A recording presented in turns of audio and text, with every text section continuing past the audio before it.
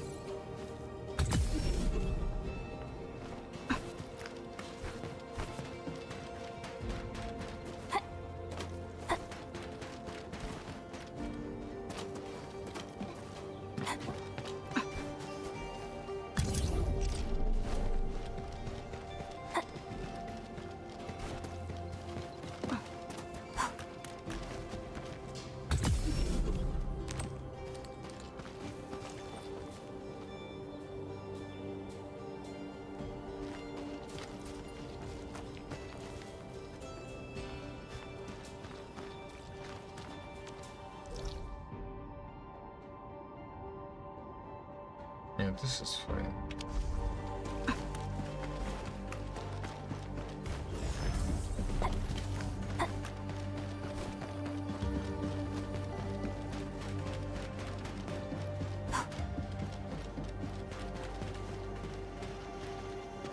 Oraline is a fragment of a shattered universe. This one traveled massive distances to be here, right before us.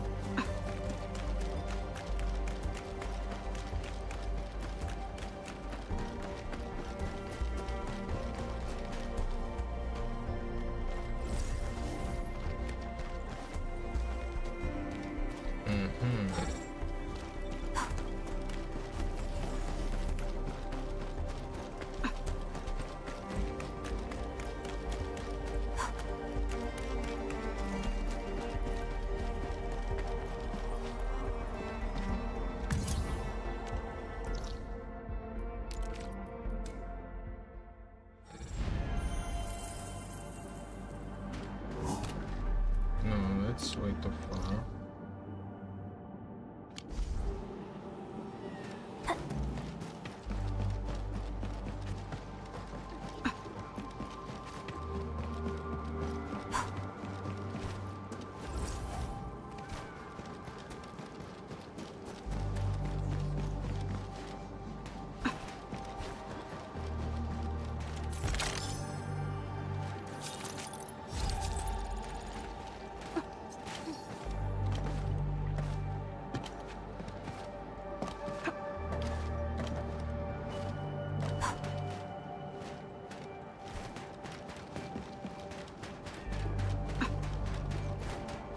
This feels familiar.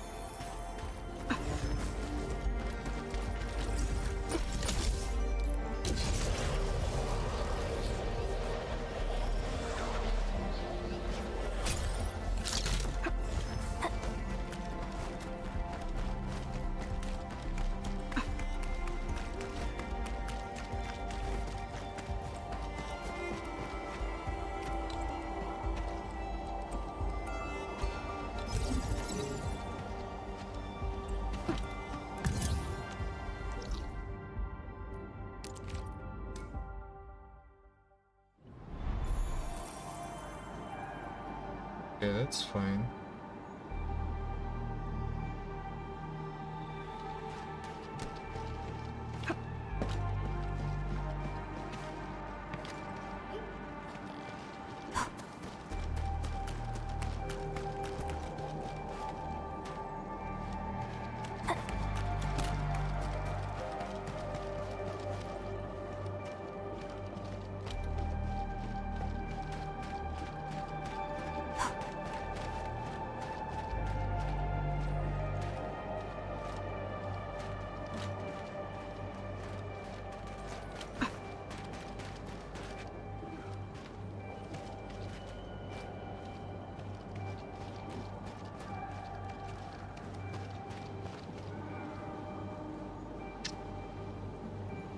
Well,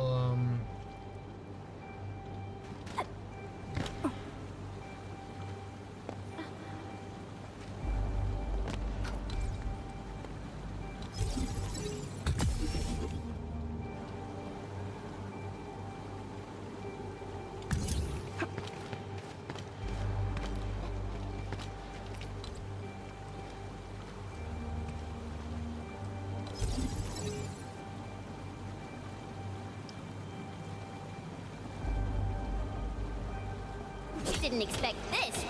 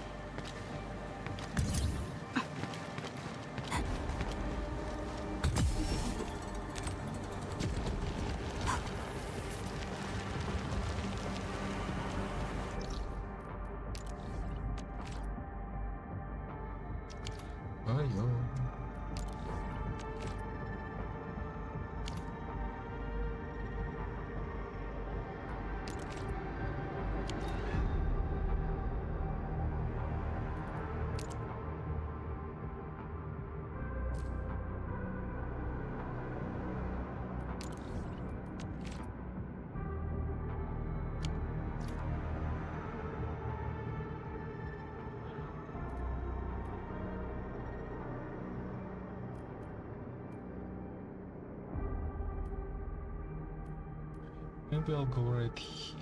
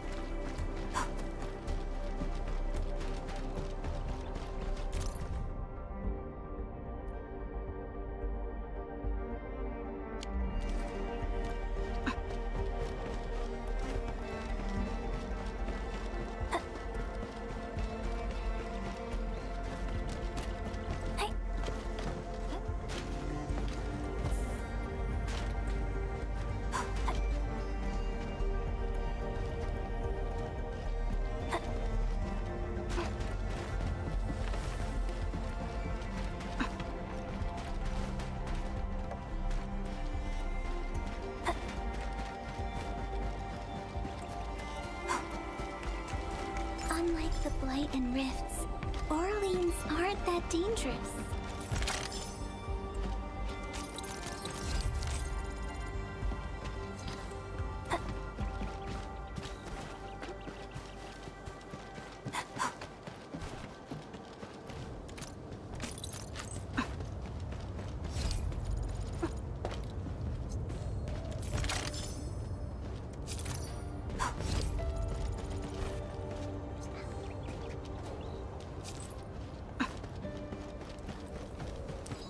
Oh, good.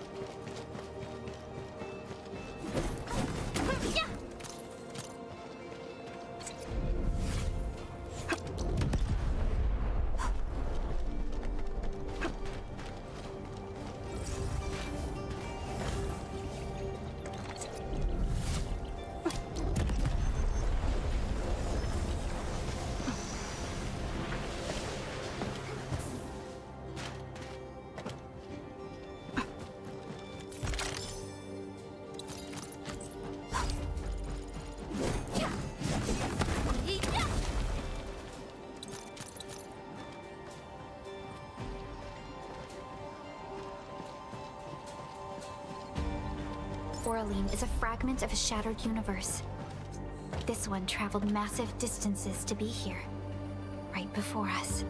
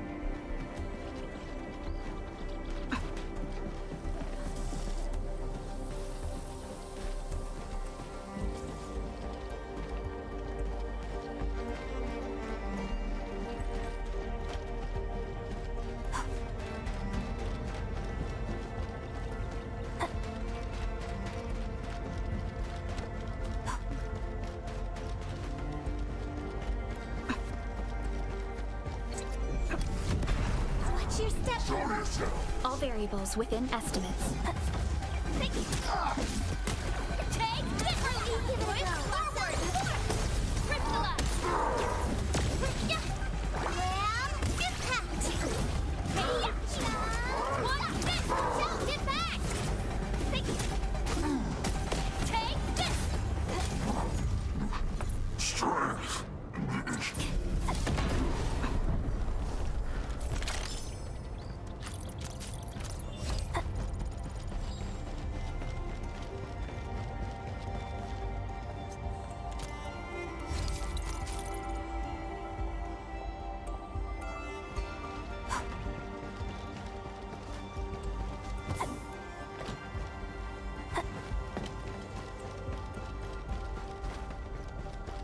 Oh god.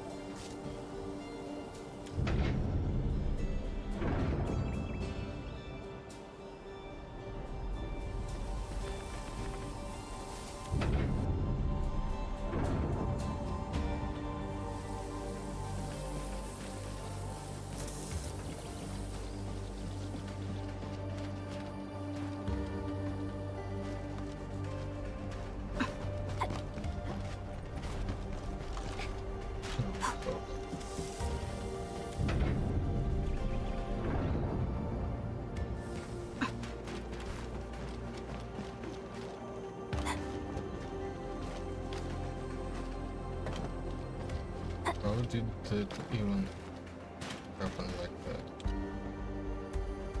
Whew.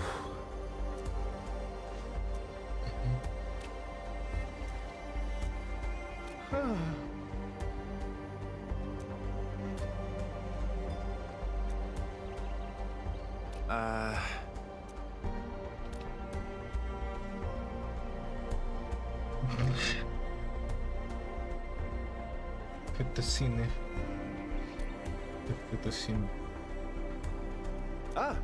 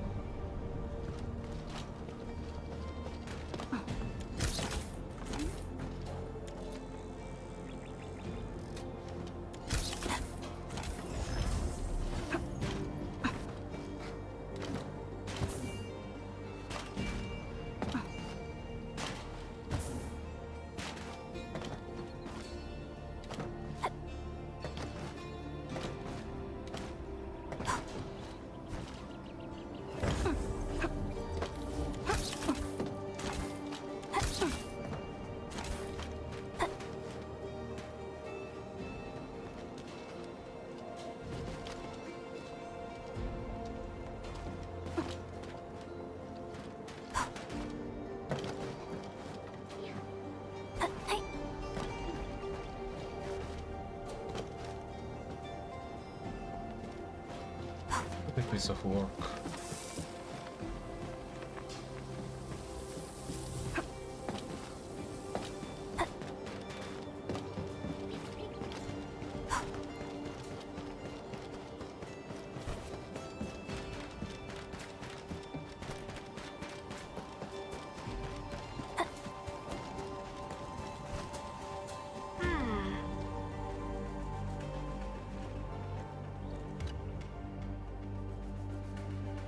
Ah.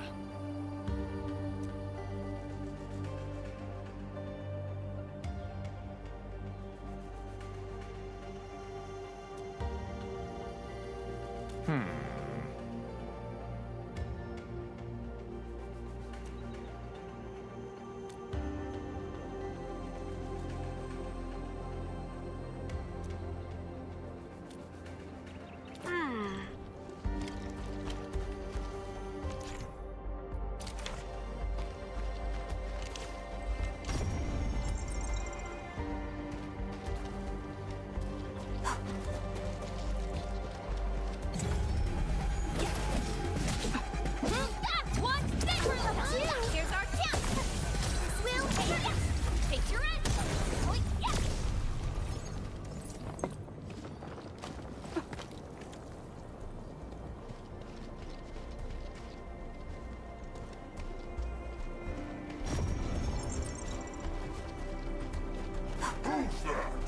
Watch your step, people.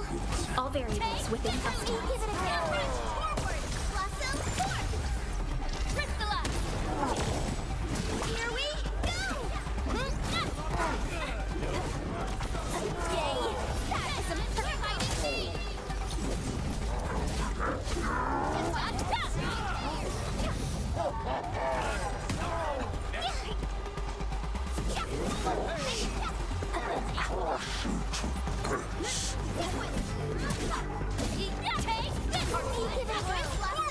Ready to strike. Crystallize.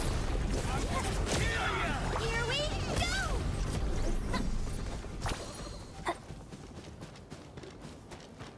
We getting buggers? Watch your step, people. Leave it to me. Hey. Hey.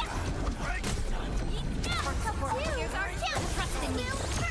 Take your end.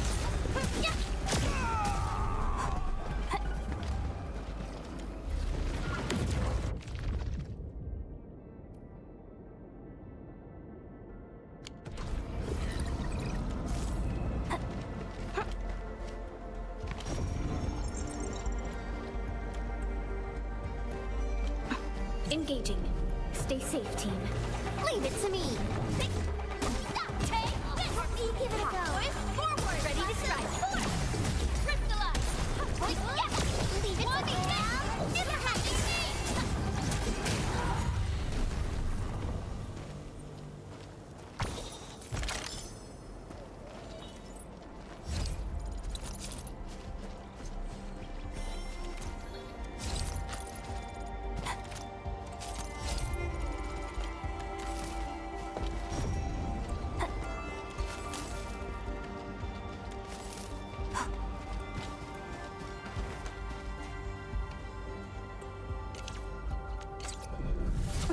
Watch your step, people.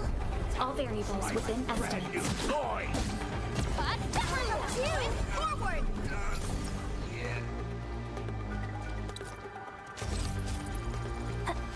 Hey, A blade unsheathed, its light unleashed. We'll see this through.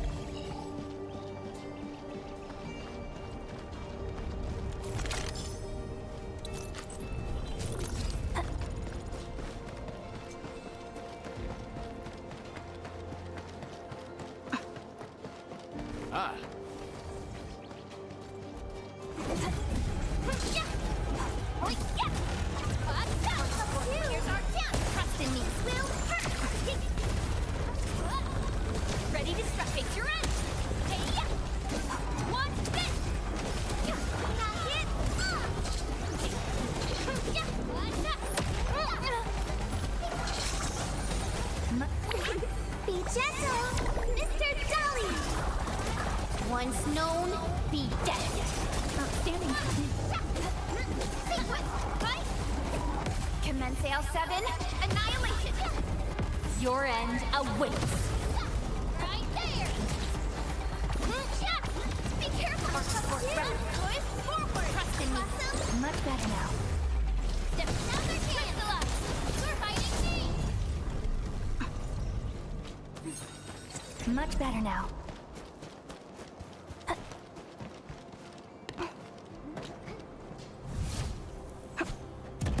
One can't stop a flood with a single blade. Perhaps this is what it felt like.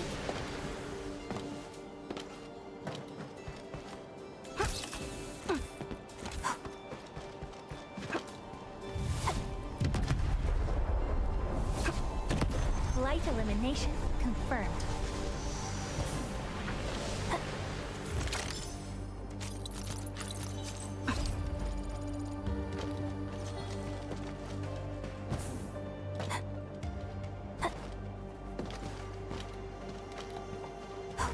Serious.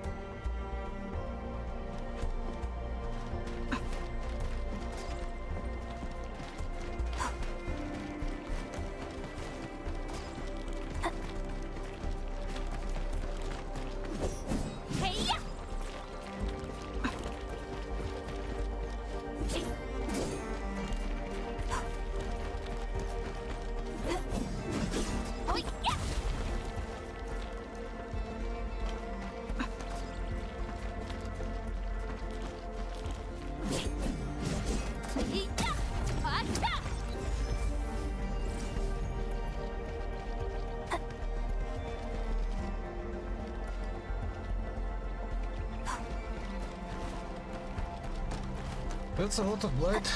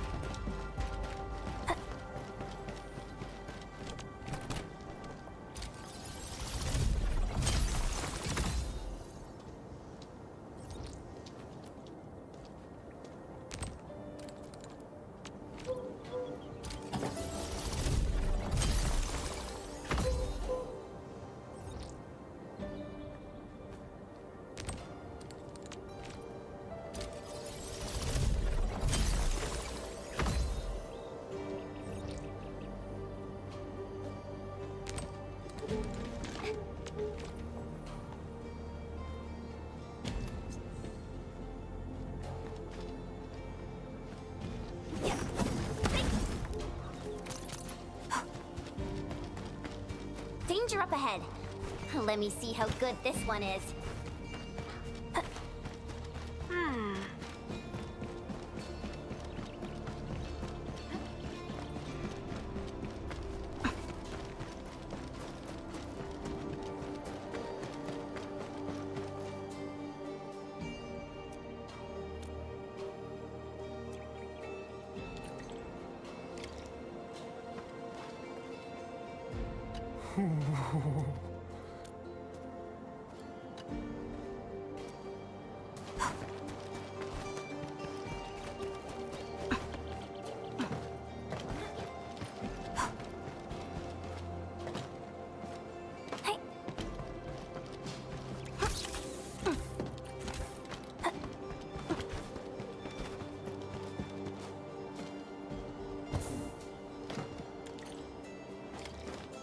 Hi.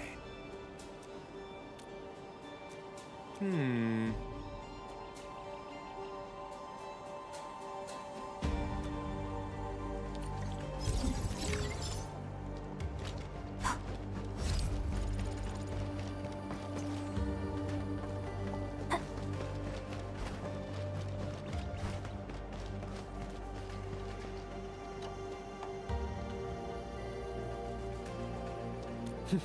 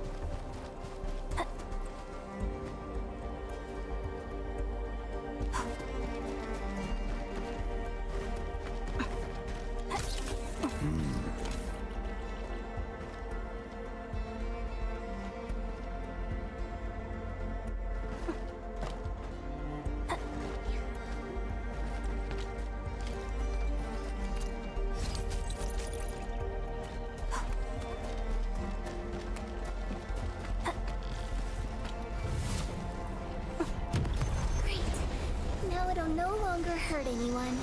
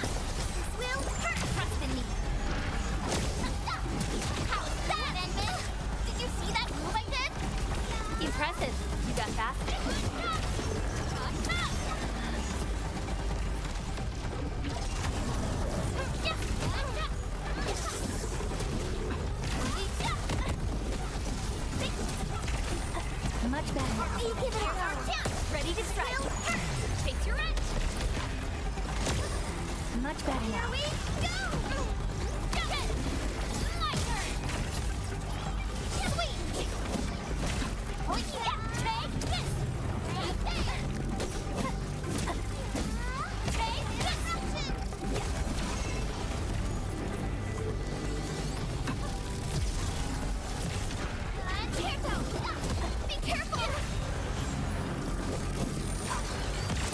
Sail 7, annihilation! Right there! Right there!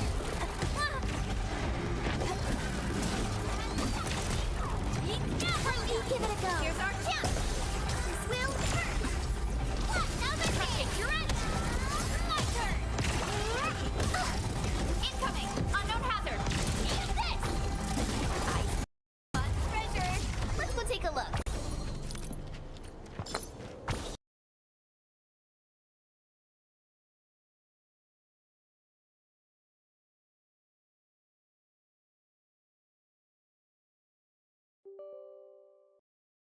Not sure what that was.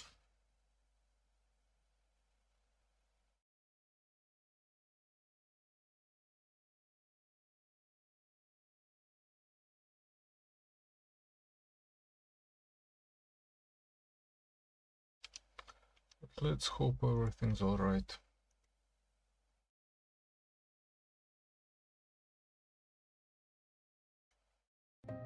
В Соединенных Штатах таки сделали тайное явным. Опубликовали огромную пачку документов Джеффри Эпштейна, известного финансиста-педофила, скандал вокруг которого горячо обсуждают уже много лет.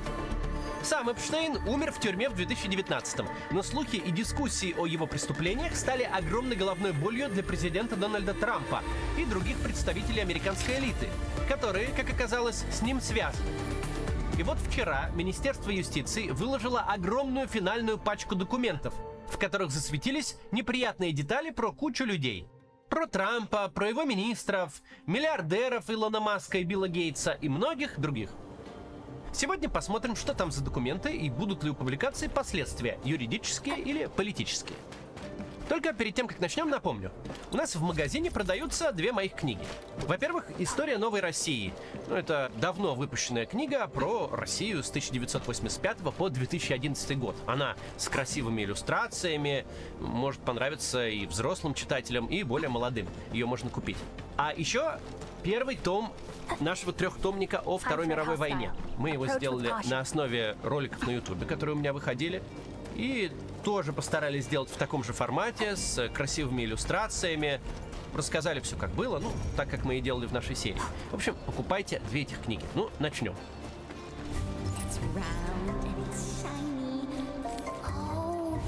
Итак, что же там за документ? Речь о файлах Эпштейна, которые американское министерство юстиции обязалось опубликовать, потому что американская публика ими жутко интересуется. Обязалось, конечно, не само. Федералы сами никогда не станут всем все показывать. Они свою гостайну очень любят.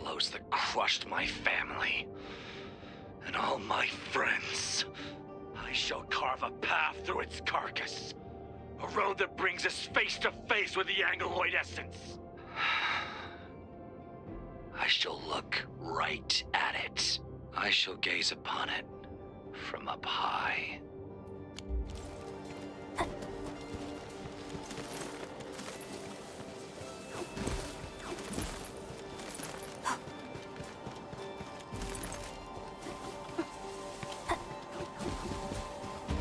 This feels familiar.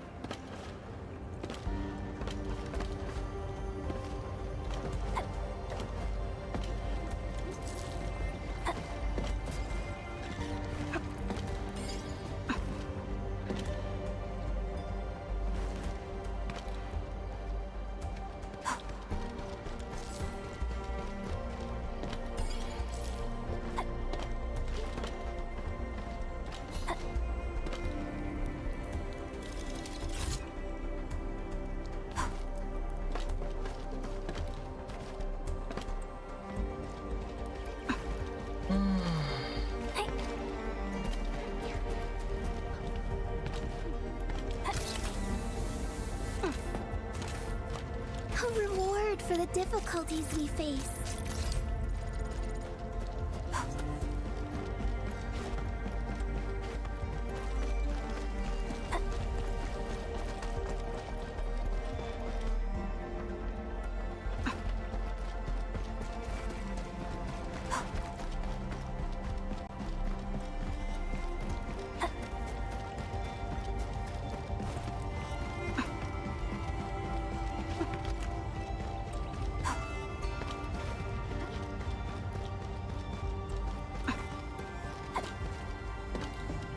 Danger up ahead. Let me see how good this one is.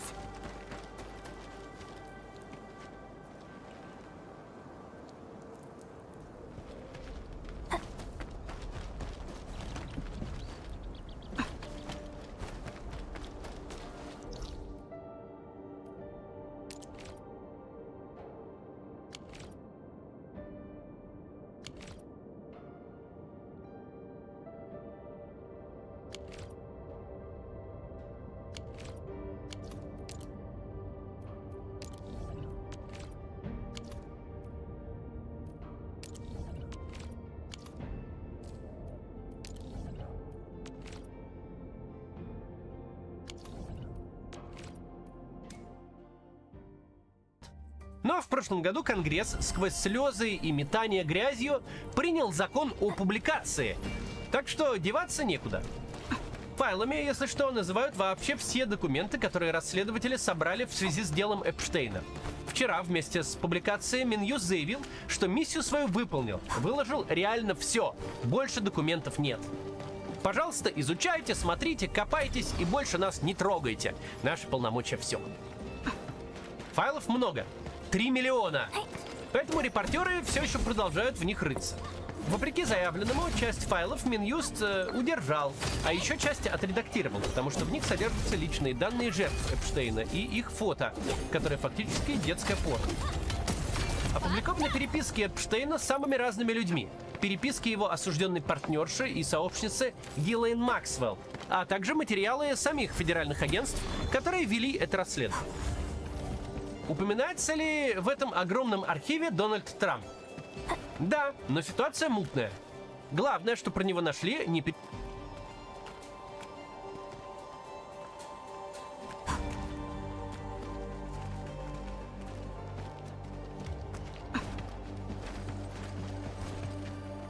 переписки о составленной ФБР документ. В нем агенты скомпоновали в одном месте все обращения и сообщения, в которых Трампа обвиняют в связанных с Эпштейном преступлениях. Документ датирован августом 2025-го, то есть он относительно свежий. Получается, ФБР всю эту информацию компилировала уже когда Трамп стал президентом во второй раз. Кто и когда сказал сделать такой документ, неизвестно, но принадлежит он Нью-Йоркскому офису ФБР, который борется с торговлей людьми и насилием над детьми. Может быть, это просто инициативность на местах, но документ, однако, есть. Среди прочего, там, в документе, есть обвинение в том, что Трамп лично платил за секс с 14-летними девочками, а также вместе с Эпштейном устраивал вечеринки с несовершеннолетними девушками, где тех заставляли заниматься с мужчинами сексом. Происходило это 30 лет назад, в 90-х. Тогда Трамп с Эпштейном действительно дружили, что уже было неоднократно установлено. С этими обвинениями есть проблема. Это просто обвинения. С некоторыми из них ФБР работало. В документах указано, что агенты проводили допросы в связи с тем, что им сообщили. Другие обвинения посчитали ненастоящими и отправили в архив. Сам Минюст, комментируя публикацию документов, сразу сказал: «Публикуем все подряд, правдивость не гарантируем». Но документы настоящие, и они доказывают, что у ФБР был список обвинений Трампа в насилии и что с этим списком работали.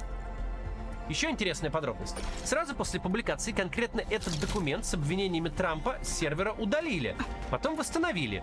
Но журналисты успели скачать изначальную версию и выяснили, что от перезагруженной она не отличается.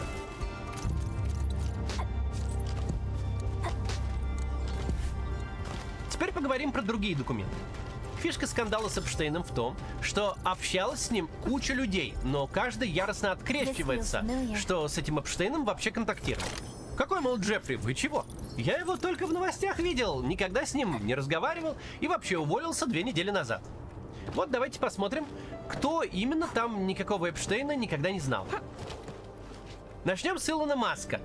Он последние годы всегда в центре скандалов, особенно в прошлом году, когда работал в администрации Трампа и пытался порезать госрасходы, поломав в процессе федеральное правительство.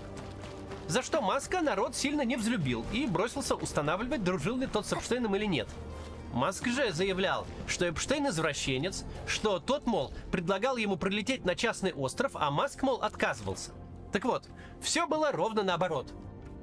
В новых опубликованных файлах есть переписка Маска с Эпштейном, где именно Маск несколько раз предлагает Эпштейну встретиться на его острове. Один раз Эпштейн слился, второй — непонятно, но намерение со стороны Маска точно было. И визит планировался не деловой, а дружеский. Маск брал с собой свою тогдашнюю жену, Талулу, и спрашивал Эпштейна, в чьем там клубе лучшие тусовки около его острова. Помимо этого, Маск и Эпштейн договаривались пообедать в офисе компании Маска SpaceX. Эпштейн также поздравлял миллиардера с успешными запусками ракет.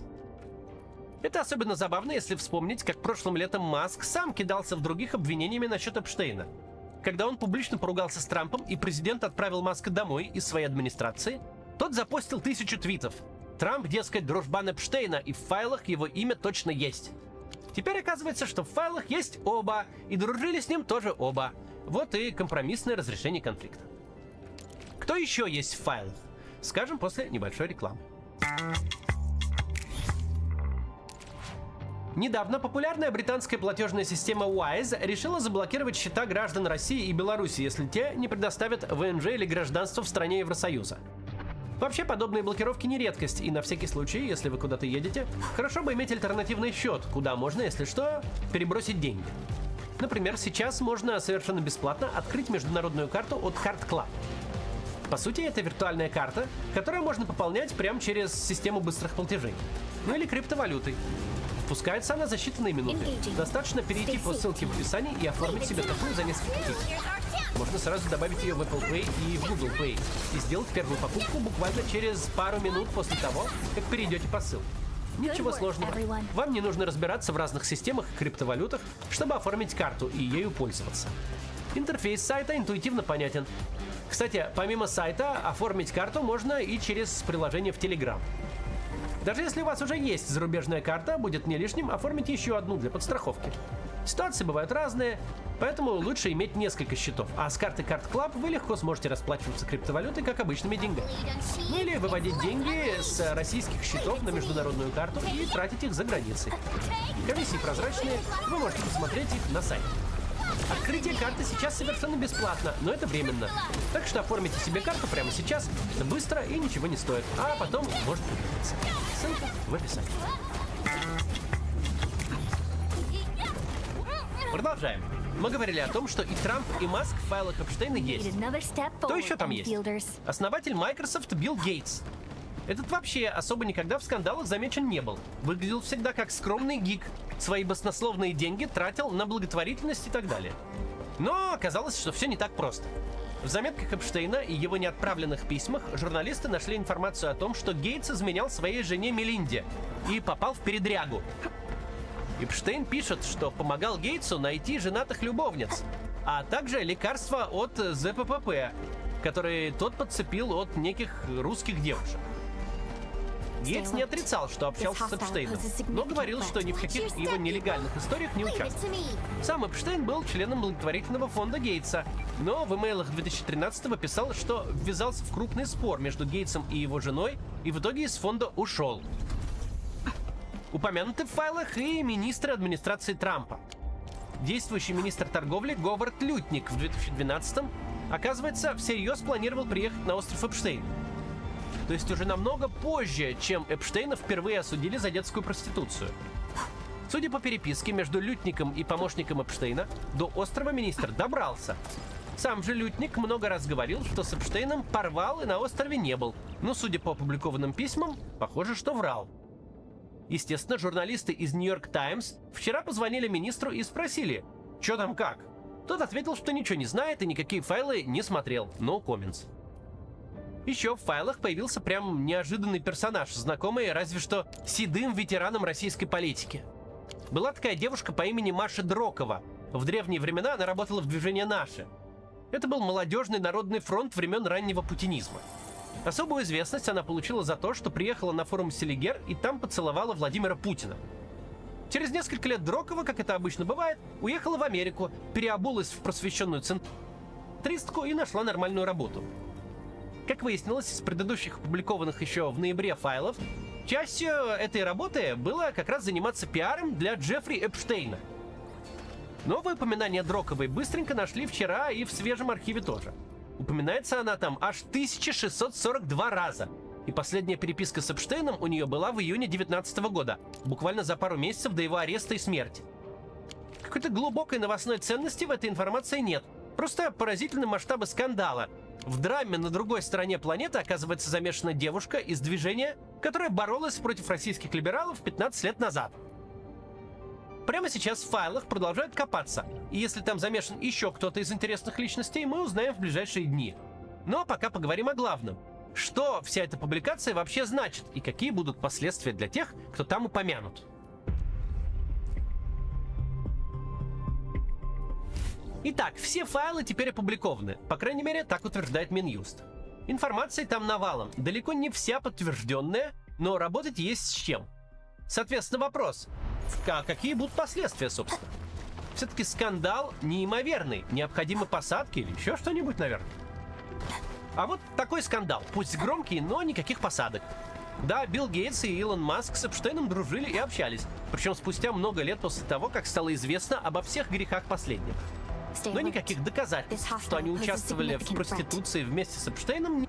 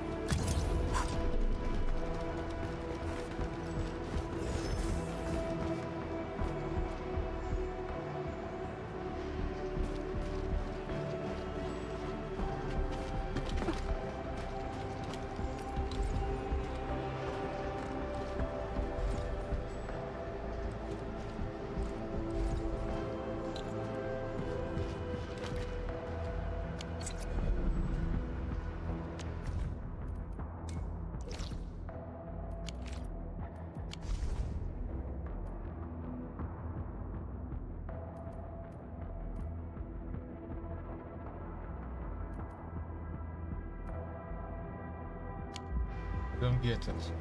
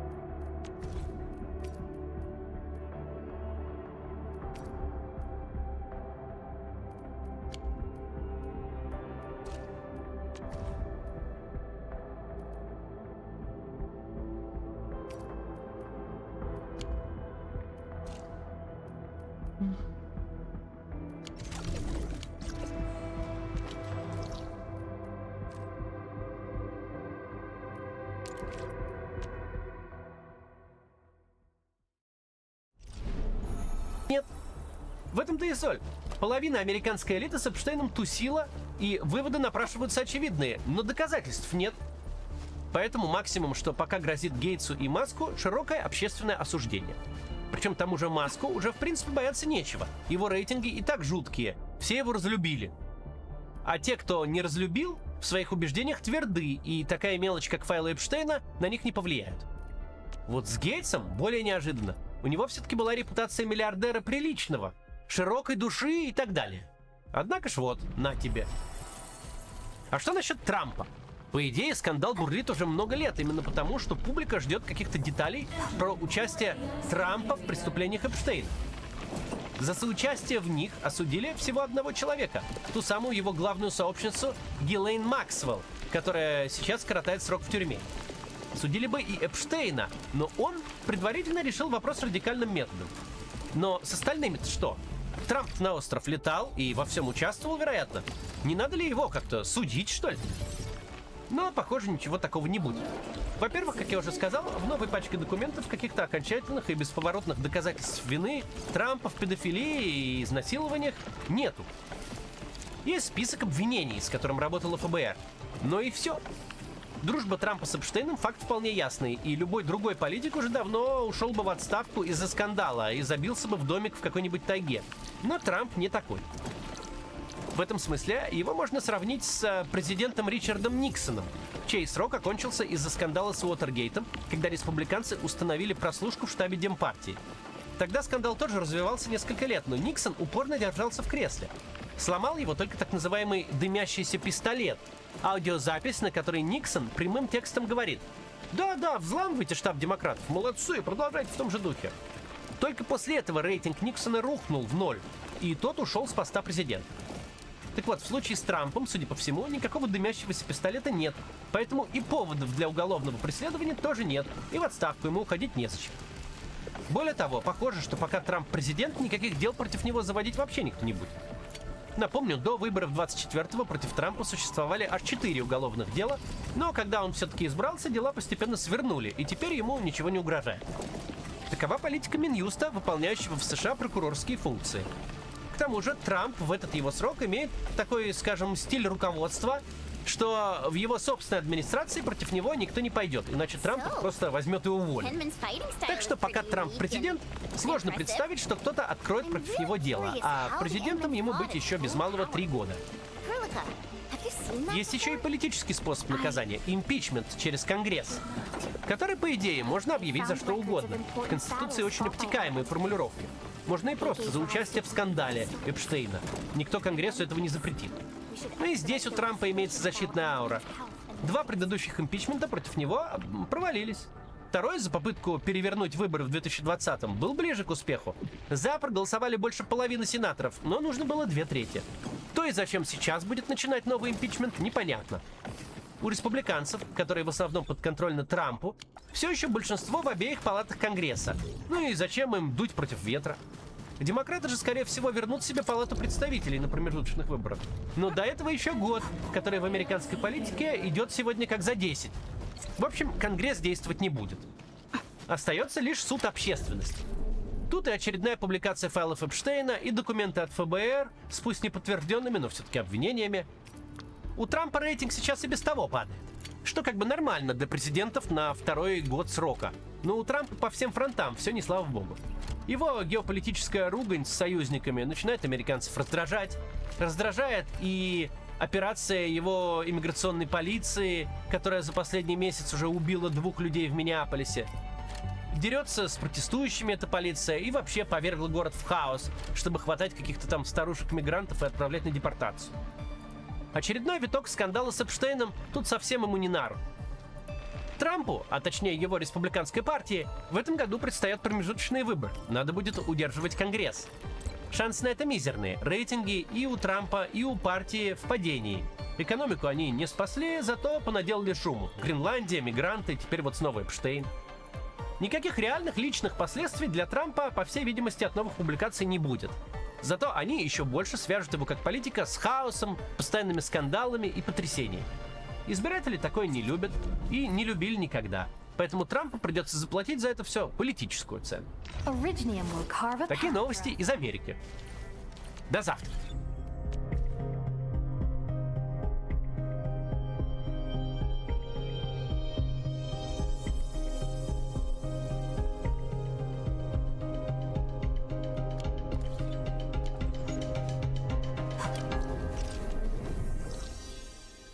Entering core AIC area.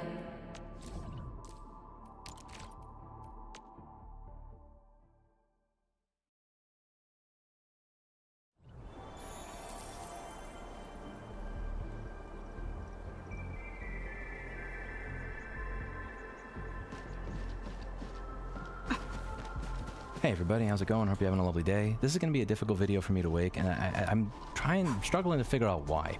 I think it's because I'm talking about things that I failed at, but that also is something I'm not really sure about because I've been failing on this channel for almost 14 years now. When I started making videos 14 years ago, I was talking about a lot of the lessons I learned from my own business failures from Rossman Supply Group, and when I started doing the motherboard repair playlist around 13 years ago, I left all the videos up where the repairs were, the wires I was using was not exactly the 52 gauge magnet wire, now was it? I've left up videos that showcase me stumbling to figure something out until I figure it out, and I've always been open to showing you that I'm a human being, just like you. The thought that that was part of the authenticity of the brand. When I started doing this and I was working out of a park, I could not compete with people that had $2 million clean rooms and nice facilities. I was a random dude, just like you. So I was never going to be able to compete on that level of somebody that had an office and 12 employees and certifications. But what I could compete on was honesty, transparency, showing you exactly what my thought process is, and treating you like a human fucking being rather than somebody to be mined for as much revenue as possible based on you not having knowledge of what it was I was doing. I thought if you had knowledge of everything that I was doing, that maybe you would feel more comfortable, and if you felt more comfortable comfortable with me, that may make up for the fact that I'm working out of a park. And that's an approach that I've taken even with 2.5 million subscribers, even as I have multiple businesses, I own a house. Like, I am not where I was 16 years ago. And I'm very happy for that. But I've always had the same approach, which is why I can't really put my finger on why doing this video is as difficult for me and why it's taken me a month to find the words to do it.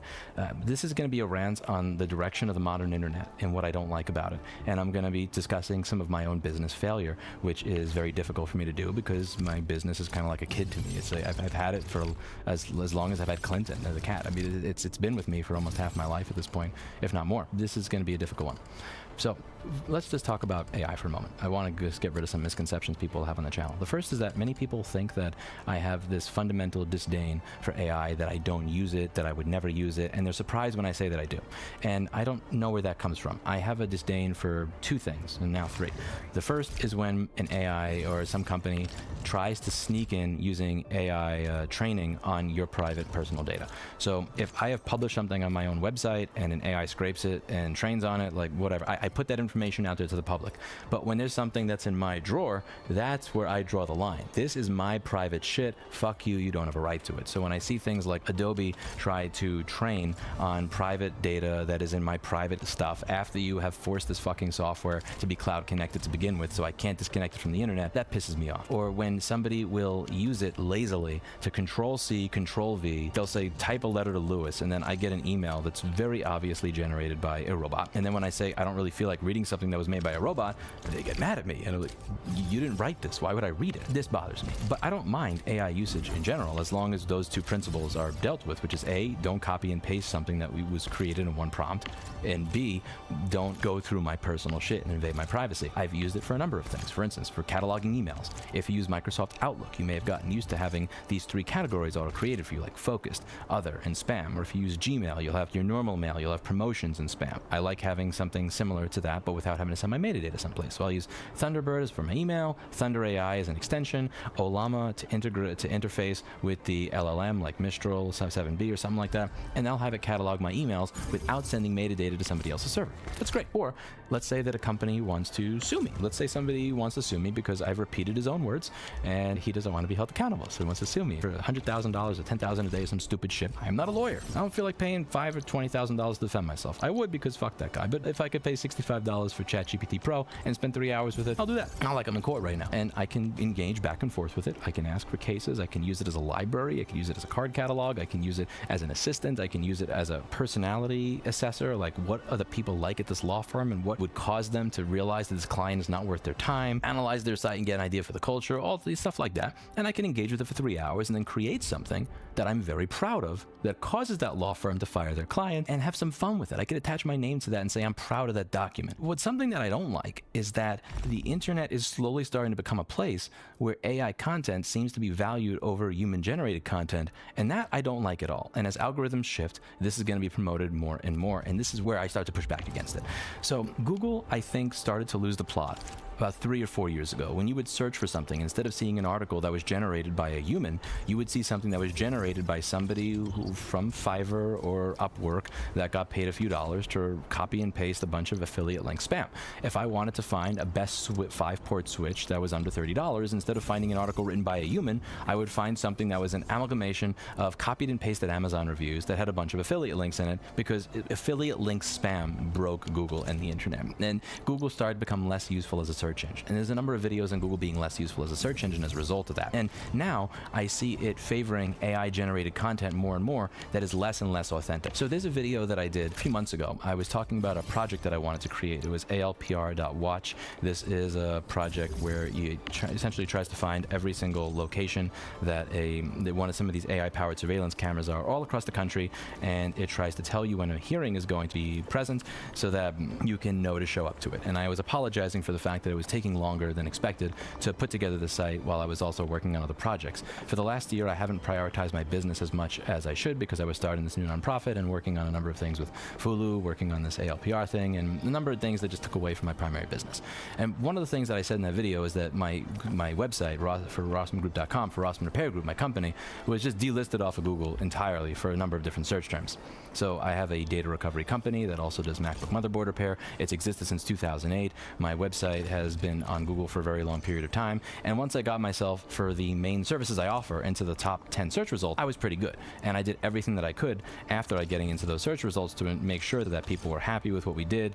And you can kind of see that if you search for my company. I'm not going to be shy about it. These reviews were earned by myself and my employees, who are the best in the business, in my opinion, and do everything they can to keep people happy. We've worked as hard as we could to make sure that people are kept happy, and I think that is reflected in the reviews that we have and the service we've offered over the years. Not perfect, but we try our best.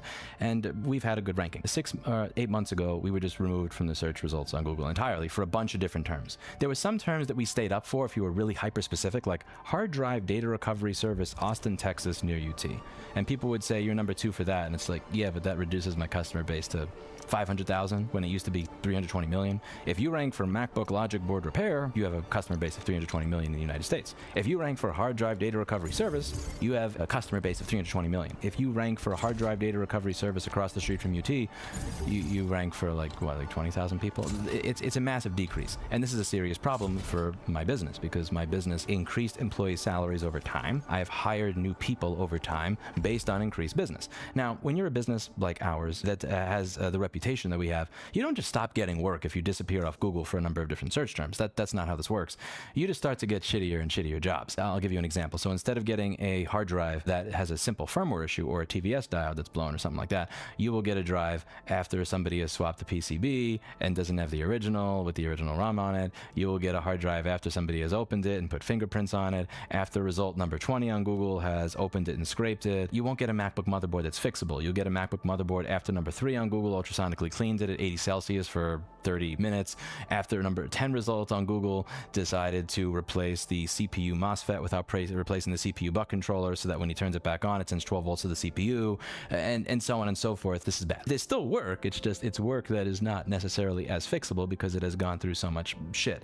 And I don't have a shop that bills people for things that I can't fix. I don't believe in that model. I've always had a free estimate, and I've always said if I can't fix it, I'm not charging you. It's just, it's part of like the way that I feel is fair to treat people. I don't have a store with a 6 or 10 week backlog of jobs. I don't have a store that doesn't pick up the phone for customers, and I don't have a store that charges people for shit that I can't fucking fix. It feels ick to me. This is an issue. And even if I was charging a bench fee, the bench fee is considerably lower than actual like working repairs. I need to have a Google ranking. So I do everything that I can to try and fix this problem. I work on making my website better. I work on making new pages, things like that. Nothing works. I hire an SEO person to give me some pointers. Nothing works.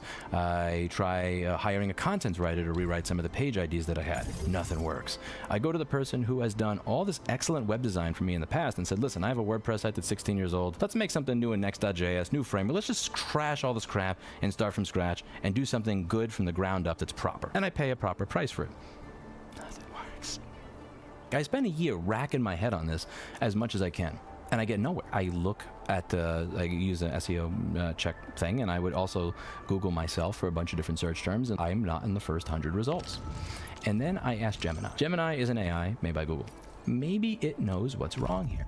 And I ask it, and I get results that start to freak me out because it starts telling me that the very language that I use on my website is language that maybe I shouldn't be using. Maybe it's a language that may come off the way that it's not supposed to. But this is the language that I've been using the entire time. I'm like, this is weird. You know, maybe instead of do you really need a clean room, you should write something that says stuff like validation over optics. And it gives me ideas on how I can reword things so that it sounds completely sterile. And I do that, and then my search engine ranking goes from not in the first 100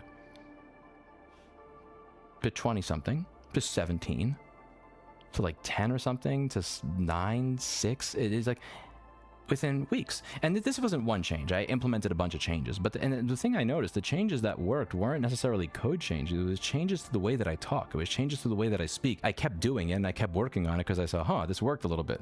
Okay, let me ask it to reword this page. And I go from 17 to 16. Reword this page, go from 16 to 10. Reword this page, go from 10 to 9. Go reword this page, go from 9 to 6. And I look at my site and I read my business website where I have for 16 fucking years valued being transparent with my customer base and my audience. Here is who I am. Here is the park that I work out of. Here's the shithole office that I work out of. Oh, you feel more comfortable with people when they're Apple certified? Here is my website from back then. You'll say, look, why Rossman Group's MacBook Repair? This is my website from, I think, 2009. Proud to not be Apple certified. How could this be true? I literally tell people, instead of trying to say, we are Apple certified, you should be customer, I'm going out of my way to tell you that I don't give a fuck about any of this because I value that level of honesty with people. And now my website reads like the exact fucking opposite of this. And that is what's ranking. And it's interesting. I always thought in the back of my head, having that contrarian perspective and being able to tell people the truth about what I think things are. You're not paying $500 for the screen because it's better. You're paying $500 for the exact same LP133 WX1 TLA1 Apple uses, and my website would go over every model over here, every single model number that we put into your device. I was not bullshitting you. You could Google that and then find it way cheaper yourself than whatever I was billing at the time. All these model numbers, all the stuff was completely honest over here. I was not bullshitting you. I was telling you exactly what model went into every computer. This is not an Apple part. This is an AU Optronics part.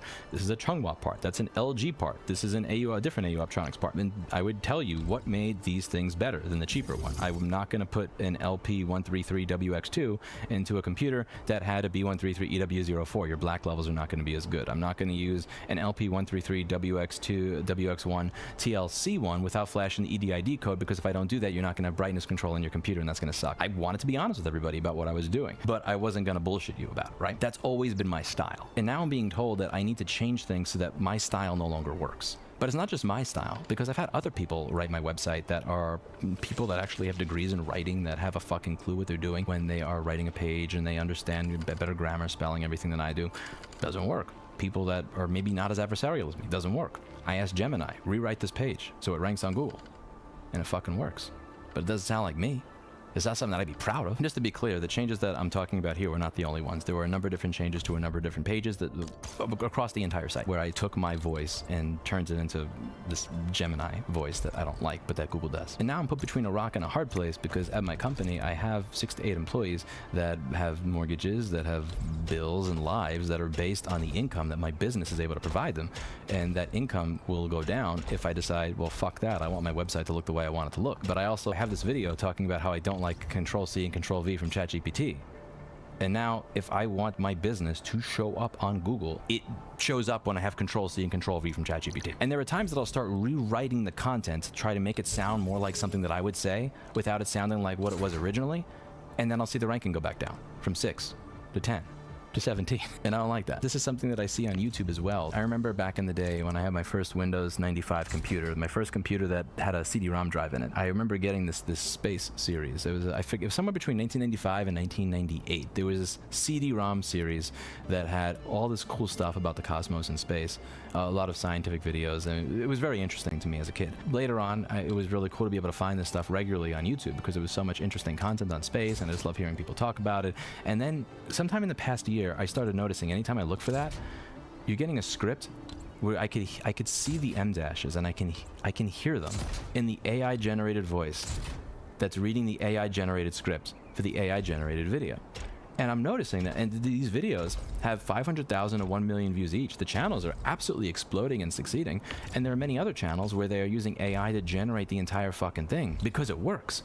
And I don't even necessarily blame the people who are making that content, because they're making that content because it works. Because if I blame them, I would then be blaming myself. I don't like this. I miss the authentic me. I miss this website. I love this website, this absolute piece of shit that I put together in 2009. I like this old site. It tells the truth. For spill damage repair, why use us? Real cleaning. I am not going to use a toothbrush and alcohol. I'm going to use an ultrasonic cleaner. I'm going to actually replace the board components. When we're talking about Apple certification, why am I proud to not be Apple certified? Because you're paying 3 to 4 times as much to get the exact same part. You're paying $400 to $500 for an LG screen that cost me 50 or 80 bucks. This is the exact same piece, and if you want, you could find them on your own. I'm not hiding the ball there. That's the way I've always done business, and I go over the things that I find to be incorrect or scams in my industry. And I've I like that. When it comes to drive savers, you'll see a bunch of companies now talking about their $2 million clean room and how that's what's necessary to open a hard drive. And you need a clean work environment. You don't need a $2 million clean room in a spacesuit. And I go over it very honestly. You can buy a clean room environment for less money than a big screen television. We have 0 particles in this clean room. All of this is marketing wankery and marketing bullshit. And what you're actually paying for when you visit those companies is not the $2 million clean room, it's the insanely expensive advertising, as I show when I tried going into AdWords and going to pay for pay-per-click advertising myself.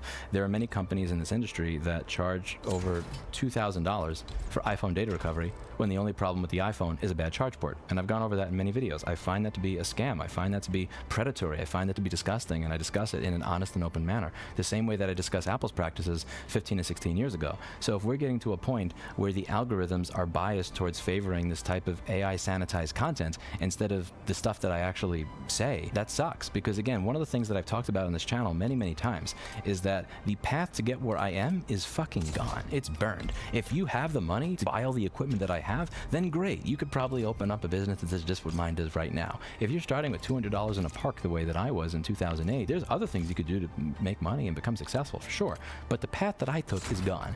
And now I'm seeing that path, the rungs just keep going away more and more. Because one of the paths that I took to success, as I said in the beginning, is I didn't bullshit you. I couldn't compete with somebody that has 14 employees and a fancy storefront and a really nice looking environment, because I didn't have that. I worked out of a park. I could compete on honesty. I could compete on transparency. I could give you an honest view into my business and then take in the customers that were comfortable and okay with that didn't want to have this, the clean room show, the white boxed area where they don't see any tools. They wanted to talk to a real technician, and I wanted to give you that old school experience, like what you would get at 47 Canal Street at High Tech Electronics, or at DBM, or if you went to see Armin's Repair Shop. It used to be at 251 West 30th Street. I don't know if he's still there. He had the instrument shop in the window, where you're talking to the technician and he's telling you exactly what's wrong right there. I can't compete with the Genius Bar on money or certifications, but I can compete on honesty, and I can compete on transparency, and I can compete on that feeling that you're dealing with a real human being. So if the next upstart that wants to start something is not able to rank on Google unless they sanitize the shit out of their content, that sucks. I'm watching one of the fundamental pillars. This doesn't even have to do with right to repair. It just has to do with like the right to express yourself being eroded. It's one thing when I see affiliate link spam constantly filling up the results in Google. It's another when I get delisted after 16 years of demonstrating that I'm authoritative and fucking good at what I do. Independent repair can't even get on AdWords because Google's policies say that they can't trust us. But when I ask Google's own AI what's more trustworthy, the Genius Bar or Louis Rossmann, they say Louis Rossmann. This drives me nuts because now their policies won't allow something organic to rank. But if I ask their AI to revise the content, which is based on my content to begin with, then it works. None of this makes any sense to me. And I think that as time goes on, you're going to notice that the internet becomes more sanitized in this way. Many people may say, well, you're stupid, you should have written your website this way, you hired the wrong developer, you hired the wrong content writer, you suck at writing shit. And like, yeah, maybe fine. Let's say all that stuff is true. How the fuck was I successful from 2008 to 2024? That whole time period, you just wipe that away. And more importantly, let's say that I am an idiot, right? Let's say that I'm a fucking moron and that I need to have a robot go through my entire site and sanitize everything so that I can actually rank because I'm so stupid. If I'm that stupid, how many other people you think are that stupid? Listen, I ain't that smart, and I've never came on this channel to pretend and that I'm a genius. If I'm not smart enough after 18 or 20 years in business to write something that the algorithm likes, what do you think of every other small business owner? We're moving towards an internet where the content that does best is shit that was generated by a machine. I can see with my own results, with my own spending a year on this, with my own spending money on different content writers, different SEO people when I gave up, different web developers, and web developers that I trust that are good, that they all fail. But then when I ask Google's AI, what does Google's algorithm want? It just spits out something that gets me to number 6 immediately? That pisses me off. I believe, and I could be wrong here, I'm gonna place a bet. I'm gonna put $100 on the table, as Eli the computer guy would say, that within 5 years, you'll see that much of the parts of the internet that you used to like are filled with AI written garbage, because that is what you need to do well. I'm sitting here with a choice. Do I want my website to look like something that I wrote and be broke? Or am I just willing to say, I give up, I tried everything, you win, you can have this sanitized bullshit version of my website on Google, but I can continue to afford paying my employees? Because again, at the rate that things are, if I have 1 year of not being on Google, that does affect business revenue, that does affect my ability to pay my employees, and that is something, if I don't fix, that will result in me laying people off or letting them go. And I think that's part of why I'm ashamed to do this video. It's not even because I mentioned in the beginning I didn't really understand what it was that made me feel awkward about it.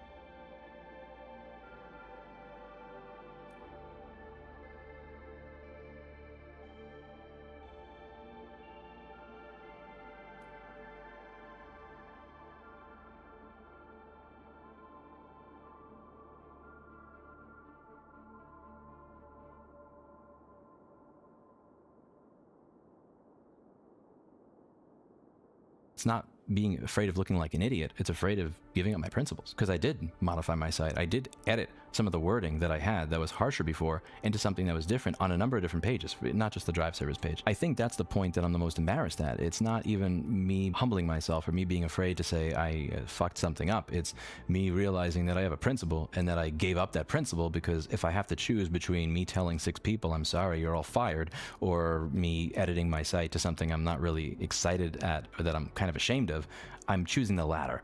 So I feel like in one way I'm giving up principles in one area so that I have less layoffs and firings to do over the next year if I don't fix things the way they need to be fixed. And that makes me embarrassed, and I'm sad at the decision that I made. I don't like it, but it's better than the alternative. If I need to have my content be sanitized by a chatbot in order to perform, and that is necessary for business success, you're going to see a lot more people do that. Who is going to choose to go bankrupt? Who is going to choose to lose out on business? Who's going to choose to tell all their employees, I'm sorry, you're fired, because I'm principled and I want my website written in my voice? It's one thing if people are lazy and want to use AI to create everything because they don't feel like actually typing an email or making a website. It's another if algorithms are changed in ways where you just drop off altogether if your stuff has not been sanitized or looked through by an AI.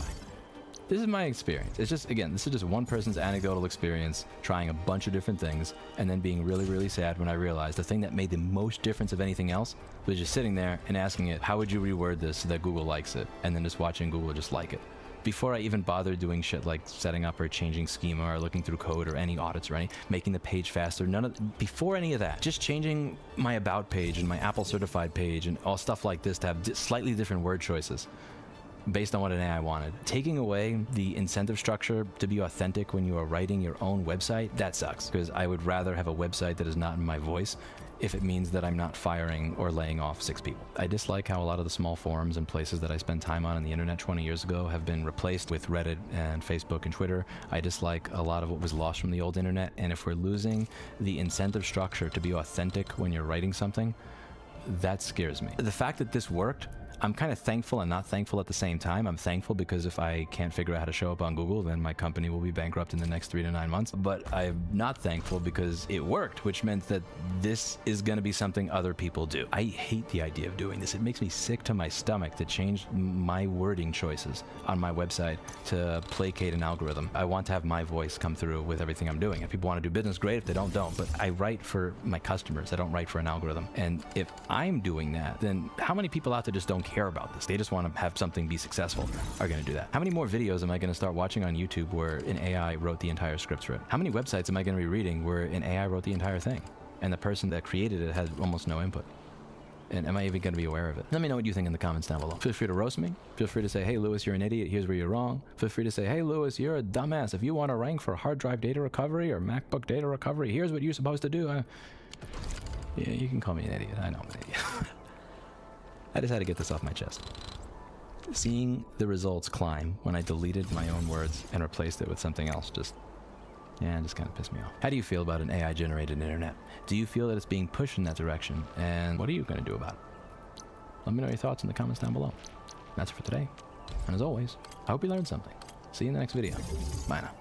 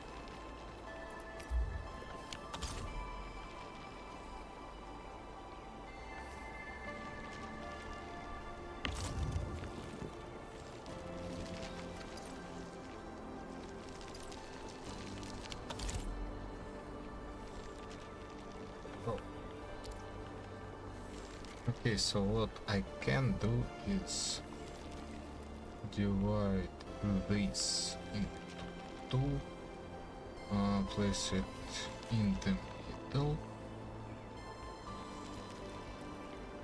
Yeah, alright. That makes sense.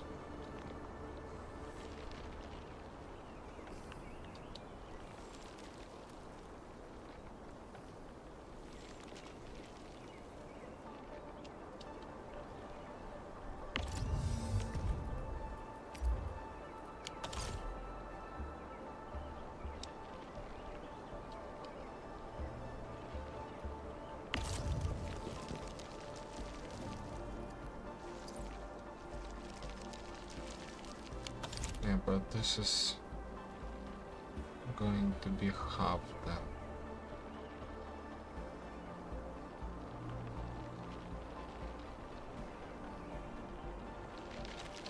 Half the output.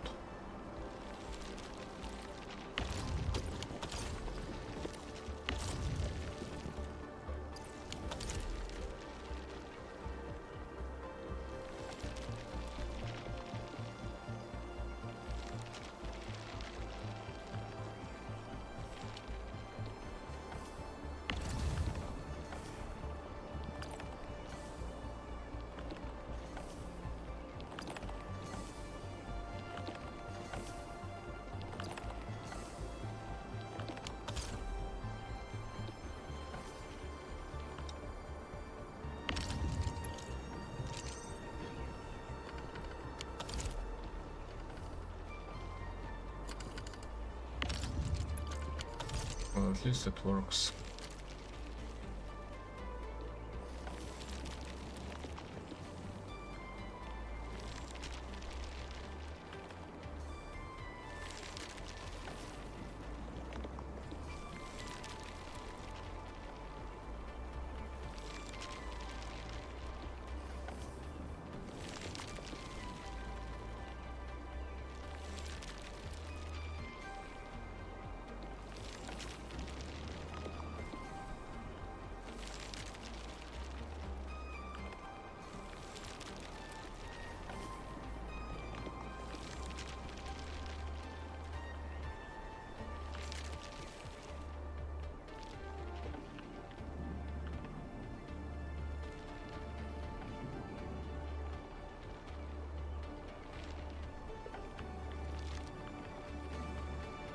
Well,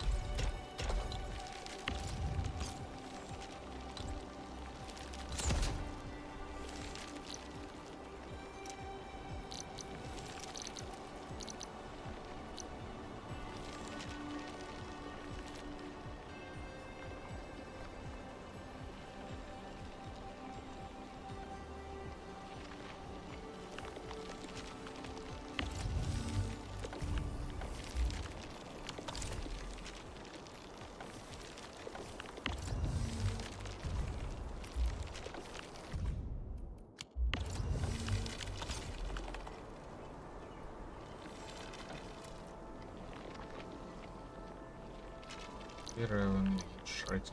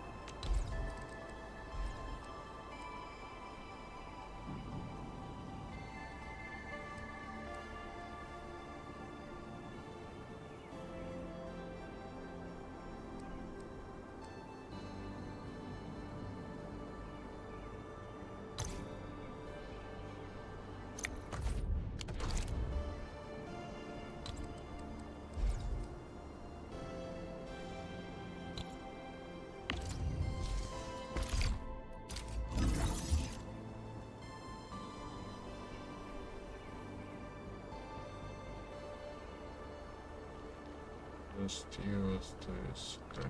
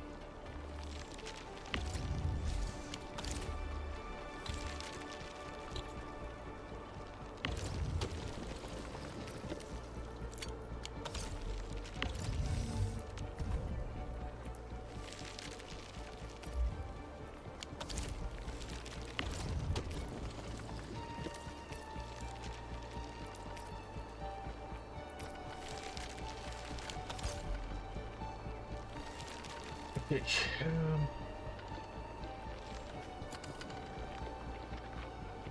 That seems alright.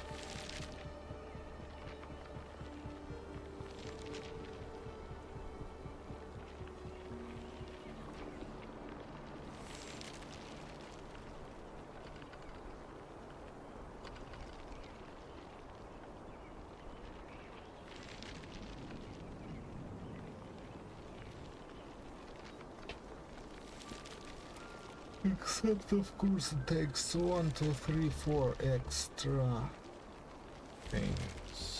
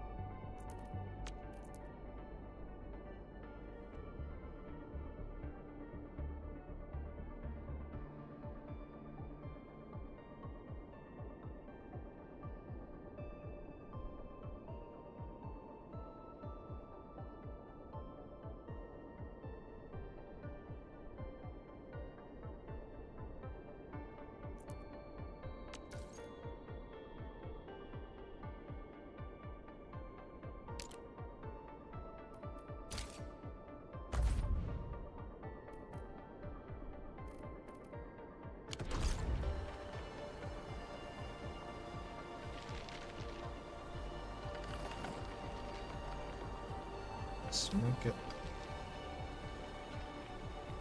more total white.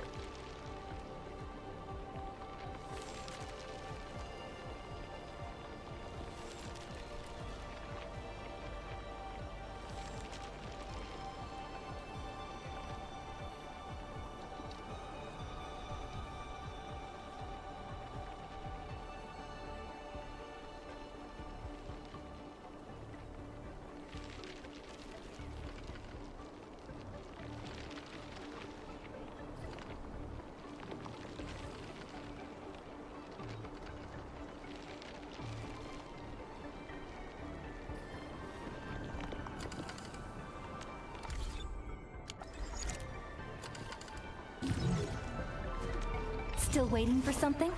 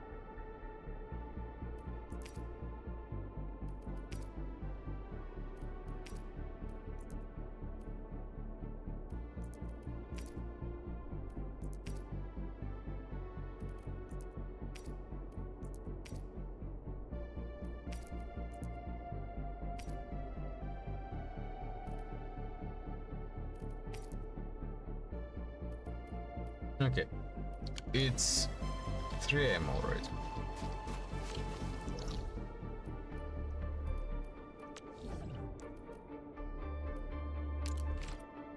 I need to spend my stuff.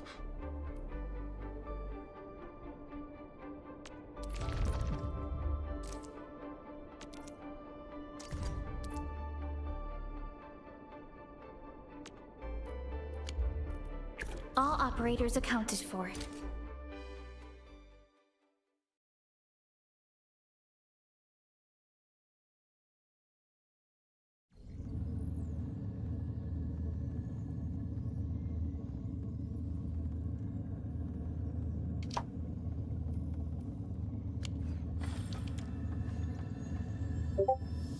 Watch your step, people.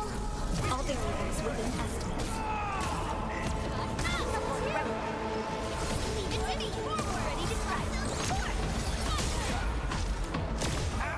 Here we go.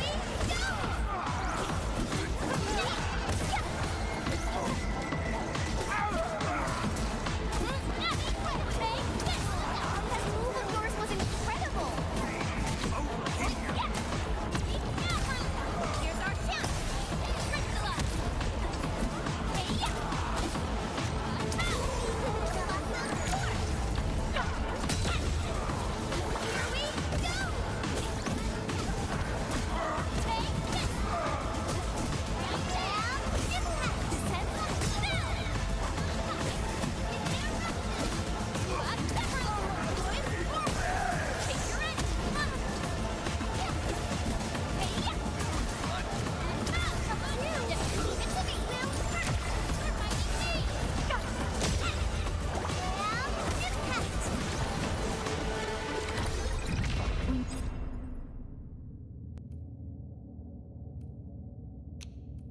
Made.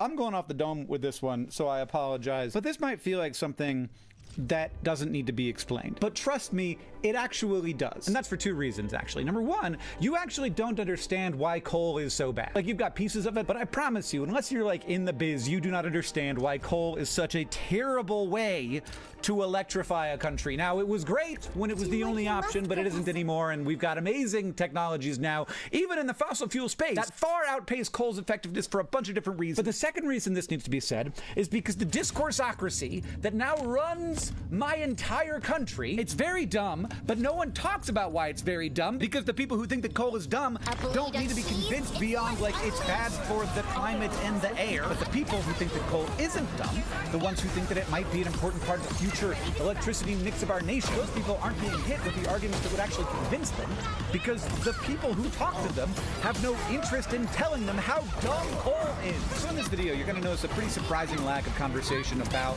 the climate, because everybody knows that coal is bad when it comes to putting a lot of carbon dioxide in the atmosphere that will be there for a very long time, and there's basically no way to get it out. Now, is there a way to get it out? I hope so. I hope someday that we'll figure out a cost-effective way to remove carbon dioxide from the air. Right now, we do not have that. I've been working for over a year on a video script that's about all of the different ways that we could remove carbon from the atmosphere that is already there, but much easier is keeping it from getting into the atmosphere in the first place, and not burning coal is an amazing and extremely cost-effective way to do that. So to everybody, including myself, who sort of focused on, like, fossil fuels should not be used at all, we should be moving past them almost entirely, this video is kind of not for you. Will it reach anyone else? I don't know. But let's talk real quick about why coal is a bad way to create electricity, and we're going to start with the biggest reason, which is the combined cycle gas turbine, which you can't use with coal. So probably the picture you have of a power plant in your head is the way that a coal-fired power plant works. So there's a fire under a boiler, and that boiler then boils water, and then that water goes through a turbine, that steam. It takes up way more space than the water does before it boils. So there's all this pressure, and then that pressure passes over this basically extraordinarily complex fan that then spins, and then on the other side you recondense the steam, and that further sucks all that pressure down through the spinning fan, and that's what generates electricity. The spinning fan then spins a generator. That's how it works. And that's how, like, pretty much every power plant worked for a really long time. But now, most fossil fuel power plants built in the US are combined cycle gas turbines. And they have, get this, a combined cycle. What is the combined cycle? They have two different generators in them. So one thing that happens when you burn something is you get heat. Another thing that happens is you get pressure. So when you burn coal, the carbon dioxide and water and other gases that come off of that take up a lot more space than the coal does. And that actually creates pressure. And for a coal-fired power plant, that's just vented. That's what comes out of the smokestack. You do not capture the energy of the expansion of volume of the coal to a gas. You cannot do that because coal is a terrible fuel. It's got a bunch of other stuff in it, and if you tried to do it, it would totally corrode the giant, expensive, fancy fan that you would be using to capture that energy. There's all these particles, there's all this acid. It would just completely destroy it in a matter of months. But what if you could burn a fossil fuel that's ultra pure? In that case, the only thing that you get when you burn that ultra pure fuel is water vapor and carbon dioxide. And those are actually two fairly stable molecules, even at high temperatures. So what you can do when you burn a very pure fuel, like, for example, methane, this is what methane looks like. It is the simplest organic compound. And when I say organic, I mean carbon-based, not created by life, though in this case it was at one point created by life, which was bacteria breaking down organic matter, and then it was captured under rocks in the earth, and then we got it out, and then we burned it. So we burned this methane, which we also call natural gas. That's sort of like the pretty term for it. It's just natural gas, but it's methane. You burn this methane, and all you get is water vapor and carbon dioxide, and so you can capture the expansion of volume that goes from the methane, which takes up less space, to these new gases that take up way more space, and they're going to blast over this fan, and that's going to create electricity. But then also you get the heat. You still get the heat. So that exhaust is super hot, and then they run that exhaust basically through a boiler, and that again boils some water. Then that steam passes over a second fan, and actually these two fans are connected together. And because you capture energy twice, you capture both the heat and the expansion of the combustion. You capture way more of the energy of the fossil fuel. So you get more energy per unit of fuel you use. Now, there is a world where economically it would still be better to burn coal if coal were way cheaper than natural gas. But coal isn't way cheaper than natural gas, especially in America, because we are like the world's leader in the technology for how to get natural gas out of the ground. So the combined cycle gas turbine, the fact that you could just get way more energy per unit of fuel, is the number one reason why natural gas is far superior to coal as a fuel. Now also you get less carbon dioxide per unit of energy. That's important to me. You don't get no carbon dioxide though. And also, very importantly, methane is a very potent greenhouse gas. Along the entire supply chain of getting methane from the ground to the power plant, there's lots of little leaks, and those little leaks release the methane, and they add substantially to the warming of the planet. So that's a way that natural gas is not good. Now we can and are working hard to get rid of methane leaks because they're bad. Like, they're a waste of methane, if nothing else. But you do generally want very badly for methane to not escape into the atmosphere, which is why you see flares. So whenever you see a flare at a chemical plant or at a landfill or at a water treatment plant, that's because there's methane being produced, and they're flaring it to turn it into carbon dioxide, because methane itself is much more potent as a greenhouse gas than carbon dioxide. But this is not the only reason. For the exact same reason that coal cannot be used in a combined cycle plant, because there's all these emissions, there's all these like things that are not pure gases that are going through the turbine. Those things also get released into the atmosphere, or if they don't, they get captured on the way out of the power plant by scrubbers, and then that produces a great deal of very toxic industrial waste that contains mercury, it contains lead, it contains radioactive waste, it contains all kinds of terrible stuff that if you put it on your skin, you'd get cancer. And some of that stuff isn't getting captured. It's getting into the air, it's getting into our lungs, it's getting into our fish. Like, you hear that tuna has mercury in it. Do you think that tuna naturally has mercury in it? No. Tuna has mercury in it because we burned mercury-containing coal. It went into the atmosphere, got absorbed into the ocean, got absorbed by plankton, got eaten by fish, got eaten by other fish, and then got eaten by tuna. That's where the mercury in fish comes from. Coal is a bad fuel. Oh, also, by the way, I should say that this video is brought to you by EcoGeek eco-friendly cleaning products. This is a thing that I do over at good.store. In fact, let me pop open my screen recorder right now. You can see everything that we got going on, but I can also take you over to EcoGeek. We work with amazing brands like Meliora and like Sheets Laundry Club. We work with the Green Llama people. It's a bunch of good stuff that works very well, but it's also designed to not have a lot of packaging. And so instead of like going to the store and buying something that contains a bunch of water with stuff dissolved in it, we just send you the stuff that you could dissolve in water yourself. And that also means that it's super cheap, and you can use your own reusable bottles, or we will sell you reusable bottles. That's not even the end of why coal is bad. So if you are an engineer and you're dealing with moving stuff around, you vastly would prefer a liquid or a gas to a solid. Solids suck. They create dust. That dust can be dangerous. You have to have conveyor belts. You put them in train cars. You have to move them around. You can't put them in pipes. Solids don't move through pipes. So anyone working in the fossil fuel industry already would prefer working with gases and liquids, which is why everybody prefers gas. It's just better. Now, the technology is harder. Like a combined cycle gas turbine requires a lot more engineering ability. You have to be better at being an engineer to build one than to build a coal-fired power plant. But listen to me when I say this. America's good at that part. Like, we have lots of extraordinarily talented engineers. We can do that part. But we have not yet reached the end of the conversation here. There's another big reason why coal is dumb. Because a coal-fired power plant is really dependent on just the temperature of the fuel, it takes a long time to get the boiler up to the temperature that you want it to be at, and you cannot easily like decrease and increase the temperature a bunch, because one, that will stress the boiler, and like long term you create too much wear and tear on the power plant. You don't want to do that. But also it just takes a long time to bring the temperature up to the optimal temperature of the power plant. So coal-fired power plants run at pretty much the same temperature all of the time. And for a while, for a lot of electricity, that was kind of fine because we were using a lot of electricity at night, particularly because lighting required a lot of electricity. And now lighting doesn't require a lot of electricity. We have figured out how to make light much more efficiently, and so the power use drops really low at nighttime, and coal-fired power plants have to create power during that time, and we don't have as many like things around to absorb that power. And so a coal-fired power plant becomes even more inefficient because it is creating power at times when we don't need it. So you're burning fuel and releasing carbon dioxide and spending money and running this thing 24 hours a day, even though the product is not needed 24 hours a day. Like, the coal-fired power plant has to create the right amount for the daytime, and then it just has to keep producing that same amount all of the time. It's very dumb. And that means a bunch of waste all along the way. Like, you're producing more pollutants, you're producing more industrial waste, you're consuming more fuel, you are warming the climate more than you otherwise would be. So coal is dumb for all of those reasons, but you're also consuming more water because, and this is crazy. Okay.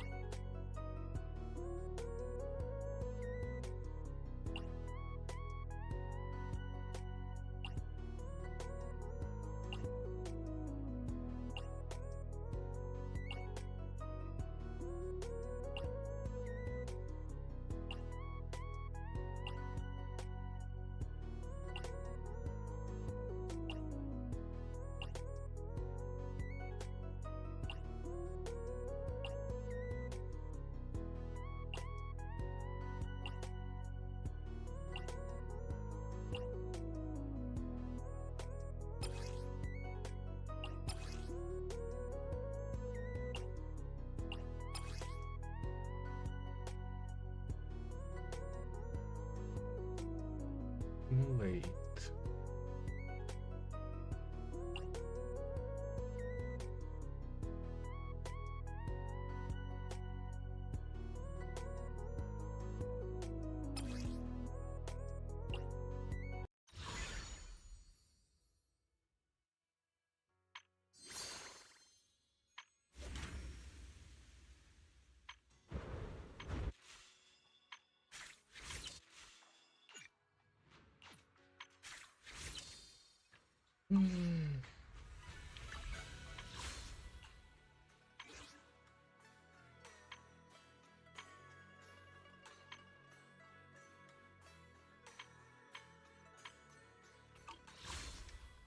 I didn't buy the subscription that I wanted to buy, as I had the cashback. And looks like I won.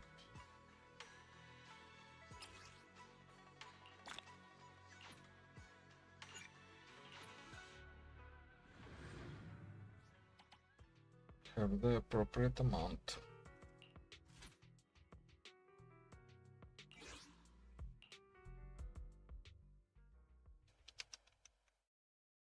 Coal-fired power plants consume way more water per megawatt produced than combined cycle gas turbines. Now, this is weird that I'm spending so much time like throwing my weight behind a technology that I think needs to be retired fairly soon, which is the combined cycle gas turbine. Like, that's also bad. And I do think that 20, 30 years from now, we're going to start retiring all of these combined cycle gas turbine plants that we created because solar and batteries will be so cheap. This video really is about the ridiculousness of saying that coal might be a thing that will happen again, and it just won't be, because I'm going to now explain to you why coal-fired power, and this is going to be a weird one, why coal-fired power plants consume so much more water than combined cycle gas turbines. So with a coal-fired power plant, 100% of the electricity is made by heat. And so you have to absorb all of that heat. You don't just have to boil the water, you have to recondense it. Because when the steam turns back into water, it takes up way less space.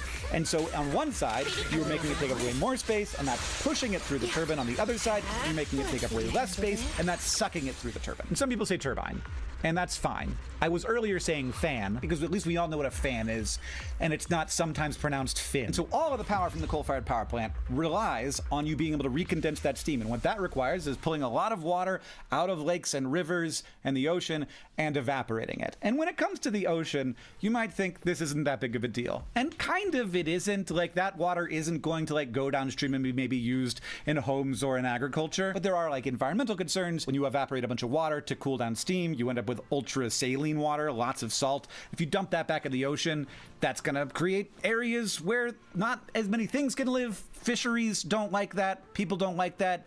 People don't like dead stuff. People don't like areas of the ocean where only bacteria can live. And this is accounted for. They try hard to not have a huge impact, but a lot of that water is evaporating. You are increasing the salinity and the temperature of the area. Basically, because the coal-fired power plant produces 100% of its energy from heat, 100% of its energy requires cooling. Whereas a combined cycle gas turbine, maybe a third of its energy comes from the heat, so a third of its energy requires water. So from the get-go, a combined cycle gas turbine is using a third of the water. But then also, because of that, a bunch of like strategies for using less water become more palatable. So if you want to like air cool instead of water cool a coal-fired power plant, that just raises the price too much because of the inefficiency created by air cooling. Because only a third of the energy produced by a combined cycle gas turbine plant is created by the heat, finding other ways that don't consume a lot of water to cool the steam down after it passes through the turbine, even if there's like some efficiency lost there, it's not as big of a deal. It's like as third of a big of a deal. So not only do combined cycle gas turbine plants consume like a third less water,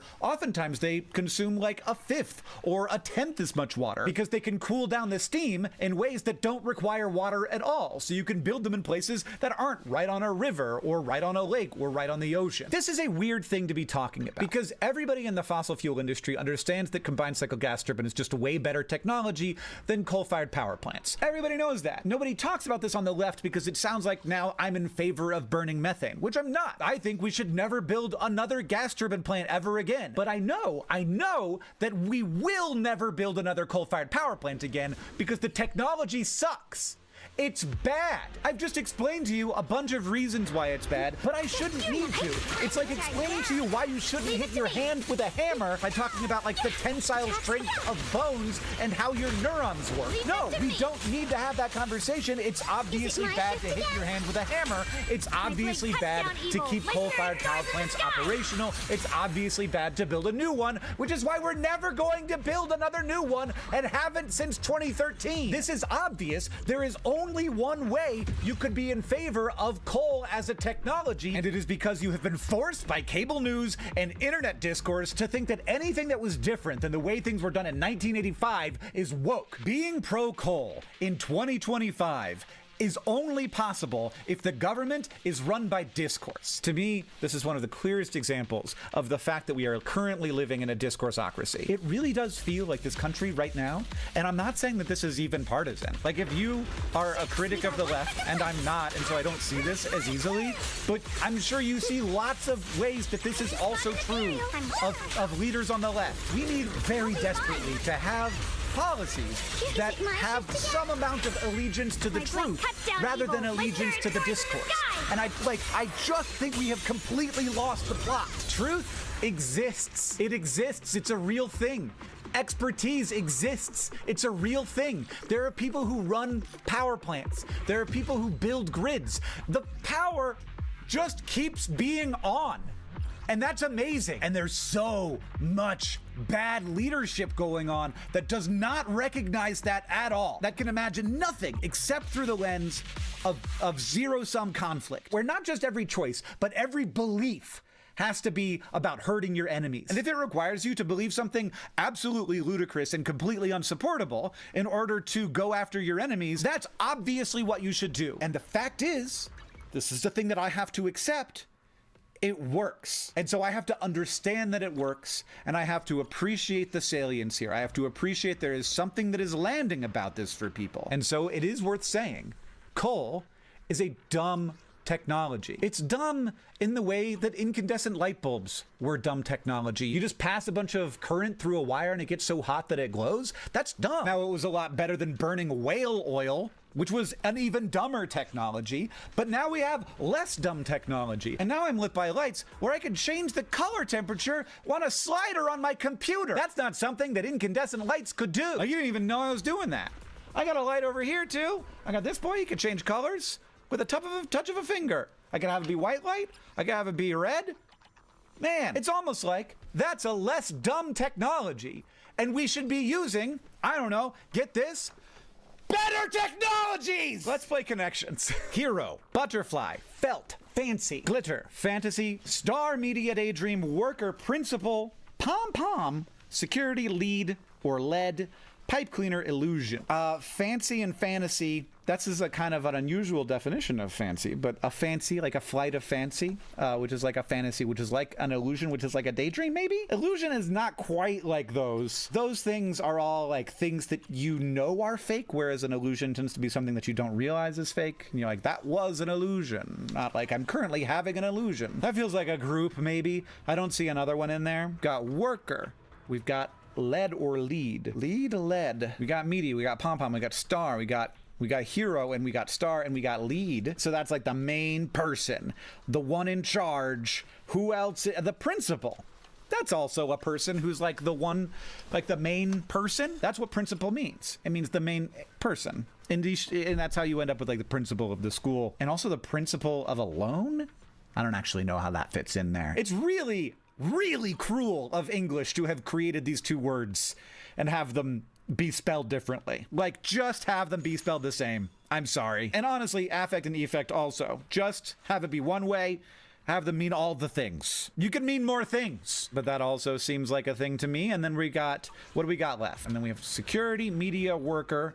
So that's like badges. Like, you'd have a badge, like your security badge, or your, like, it's like access to a place. So a worker or the media or security would all have access. Would that also be true for the hero, for the star? The star could also have access, but that's already in a category. Belt, and we've got glitter, and this is like, and pipe cleaner. This is like supplies for an elementary schooler's project is what that is. And that leaves us with security, media, worker. So Good. Butterfly. That's not, you don't get special access as a butterfly. Security media worker and butterfly? Oh no. Well, I was feeling good about it until that happened. That seems wrong. That seems wrong. What? What did I miss? Is there a way that butterfly fits in this category? No, butterfly doesn't fit in any of these categories. So now I feel like I'm wrong about it being like an access thing. Butterfly is not illusion. Butterfly is not a pom-pom. Butterfly is not a star. So yeah, this is the category. I just don't know what it is. So worker. Media, social security, social worker, social butterfly. All right, everybody. We are killing it. That's probably the purple. It is. Great. Wonderful. That wasn't hard. And then probably this one next. Pom-pom, glitter, felt. If you don't know what a pom-pom is in this context, then you do not have a child. But they're those like little, like not like, but like these little guys, those little guys. Let's see it on pipe cleaner. And then next one, fancy, fantasy, illusion, daydream. That seems like a little harder than star, lead, hero, principal. But I was wrong, and it was the yellow, but whatever, we got it all right. And we got purple first, so that's a win for me. Thanks, everybody. Sorry I got mad there at the end.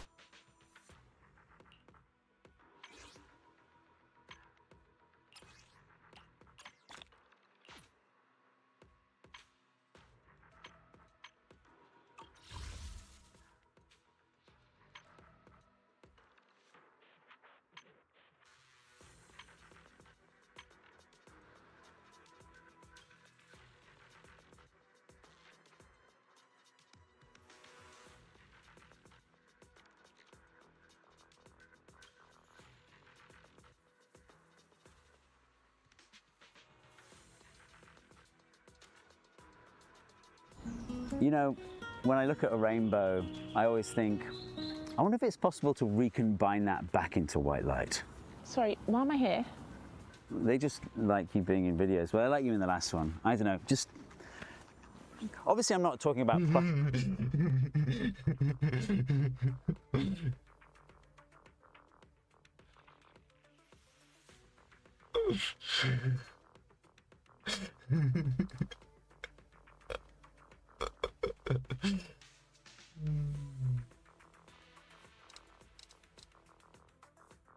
Sorry, why am I here? In 1971, the US government agency ARPA launched a program to push the frontiers of speech recognition. ARPA set an ambitious 5-year goal, a system that could recognize 1,000 different words with 90% accuracy. 5 years later, a team from Carnegie Mellon demonstrated Harpy, an AI system capable of recognizing 1,011 different words with 95% accuracy. The ARPA program was a success, but over the next decade, the core of Harpy's intelligence, an enormous knowledge graph, would be replaced by something completely different. Each of the over 14,000 nodes in Harpy's knowledge graph represents a single phone, one of the 98 basic sounds the team used to break apart spoken American English. The graph itself captures all the different ways these phones can be strung together to create sentences considered valid by Harpy. In this part of the graph, we can see the pathway for the phrases "tell me about China," "tell me about Nixon," and "give me the headlines." Each phone in Harpy's graph includes an expected frequency curve for the sound of the phone.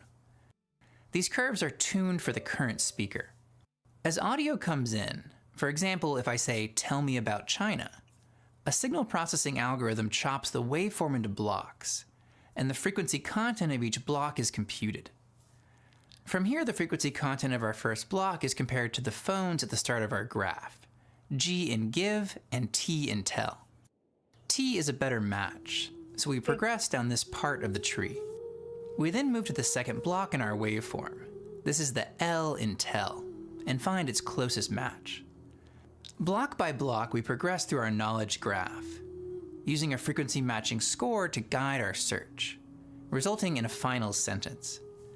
Note that the Harpy team also used a somewhat more sophisticated search method called beam search to help find the best overall path through the graph, instead of just greedily choosing the best match at each step. The way Harpy's knowledge graph is constructed is painstaking and fascinating. First, a language design expert specifies a grammar. Harpy could not accept arbitrary sequences of words. This would have significantly degraded performance. Instead, a formal grammar was used to capture valid sentence structures for Harpy's intended use case of document retrieval. This small example Harpy grammar tells us that the word tell can be followed by me or us, and then by all or about. From here, each word in Harpy's vocabulary is broken into individual phones. These breakdowns are themselves little graphs. Here's the pronunciation graph the Harpy team used for the word tell. Note that the graph branches due to the possibility of pronouncing tell in different ways. Tell can be pronounced with an extra vowel sound in the middle. Replacing each word in our word graph with its phone breakdown, we get a larger graph, but we aren't done yet. When we speak, we often change the way words sound depending on the words around them. This is known as a juncture. When saying a phrase like about China, the T in about is often dropped, leaving about China. And in transitions like me all, a subtle extra Y sound known as a glide is added by some speakers to transition between vowels. The Harpy team accounted for this by creating rules to manipulate the phone graph to allow for various junctures between phones. Now, although Harpy achieved ARPA's ambitious goal of 90% accuracy on a 1,000-word vocabulary, further scaling Harpy's performance proved difficult. And over the next decade, Harpy's knowledge graph was replaced by hidden Markov models. These models can still be understood as implementing a graph structure between phone nodes, but the edges of the graph are now probabilities that are learned from data. No language expert specified grammar and no linguistic expert specified juncture rules. This was a controversial shift at the time. Building our knowledge into AI systems was considered critical by many researchers. However, by the late 1980s and early 1990s, virtually all speech recognition systems had moved to hidden Markov models. And these systems were able to scale to much larger vocabularies of 5,000 and then 20,000 words. Decades later in 2019, the computer scientist Richard Sutton published a highly cited essay that he called The Bitter Lesson. In his essay, Sutton points out that Harpy's replacement with hidden Markov model-based approaches is part of a broader trend. A trend that Sutton calls the biggest lesson from 70 years of AI research. Specifically, that general methods that leverage computation are ultimately the most effective, and by a large margin. And that trying to build human knowledge into our systems, as the Harpy team did, helps initially, but then becomes highly counterproductive. The timing of Sutton's essay could not have been better. OpenAI had just released GPT-2 a few weeks prior, and a new paradigm was just beginning to emerge. A general architecture, the transformer, focused on a simple learning objective, next token prediction, and trained with massive amounts of compute, could produce shockingly intelligent language models. For myself and many others, it seemed like we had learned the bitter lesson. We had found a method of creating AI systems that leveraged massive amounts of compute and appeared to rely only minimally on human assumptions about how AI systems should work. But then, in 2025, something really surprising happened. Richard Sutton went on a podcast. In the first 10 minutes of Sutton's interview with Dwarkesh Patel, it became clear that Sutton had a completely different take on large language models and the bitter lesson. So, I mean, it's interesting because you wrote this essay in 2019 titled The Bitter Lesson, and this is the most influential essay perhaps in the history of AI, but people have used that as a justification for scaling up LLMs because, in their view, this is the one scalable way we have found to pour ungodly amounts of compute into learning about the world. And so it's interesting that your perspective is that the LLMs are actually not bitter lesson pilled. It's an interesting question whether large language models are a case of the bitter lesson. Yeah. Because they are clearly a way of using massive computation, things that will scale with computation up to the limits of the internet. Yeah. But they're also a way of putting in lots of human knowledge. And so this is an interesting question. It's a sociological or industry question, will they reach the limits of the data and be superseded by things that can get more data just from experience rather than from people. In some ways, it's a classic case of the bitter lesson. With the more human knowledge we put into the large language models, the better they can do, and so it feels good.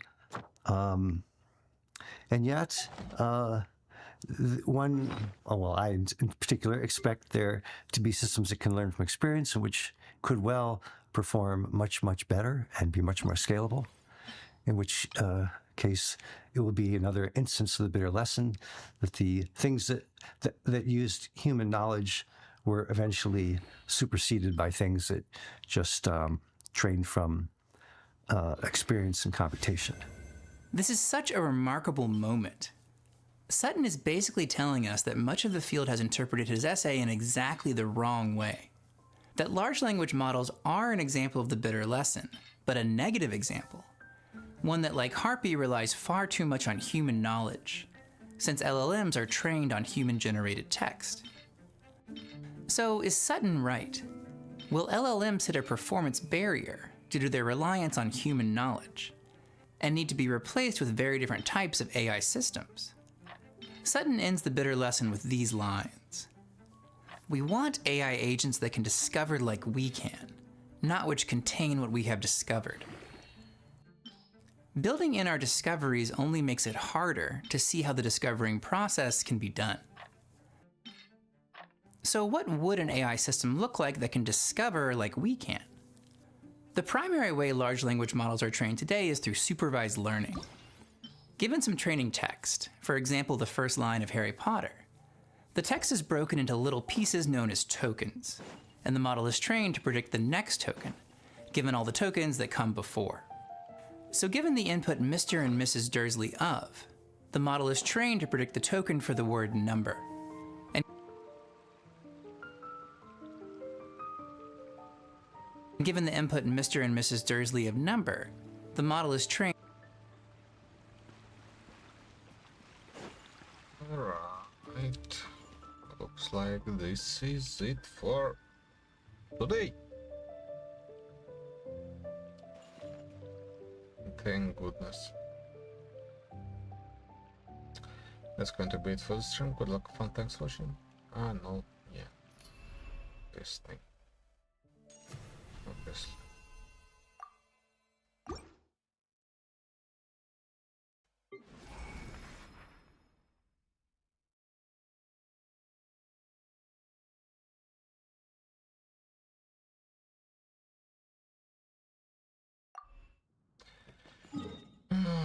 Let's go here then. 36 stars.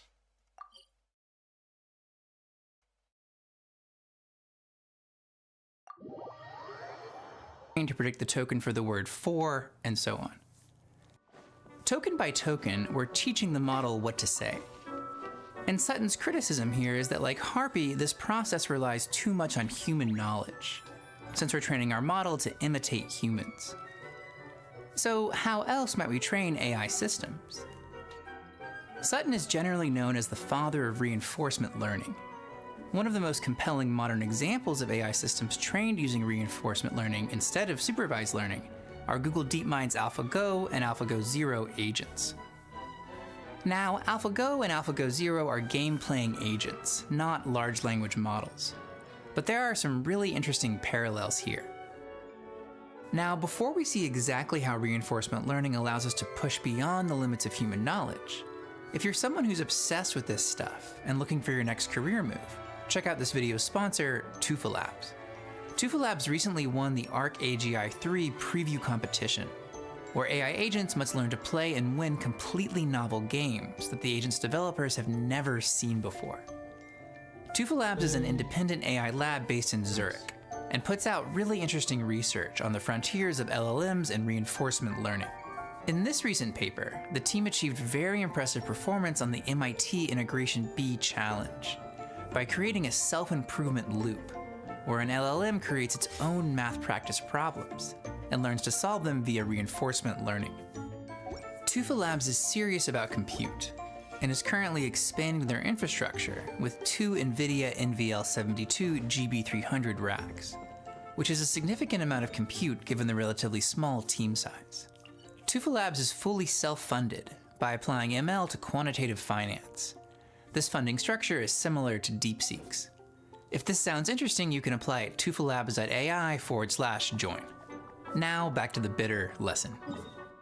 When building AlphaGo, the first AI system that reached superhuman performance on the board game Go,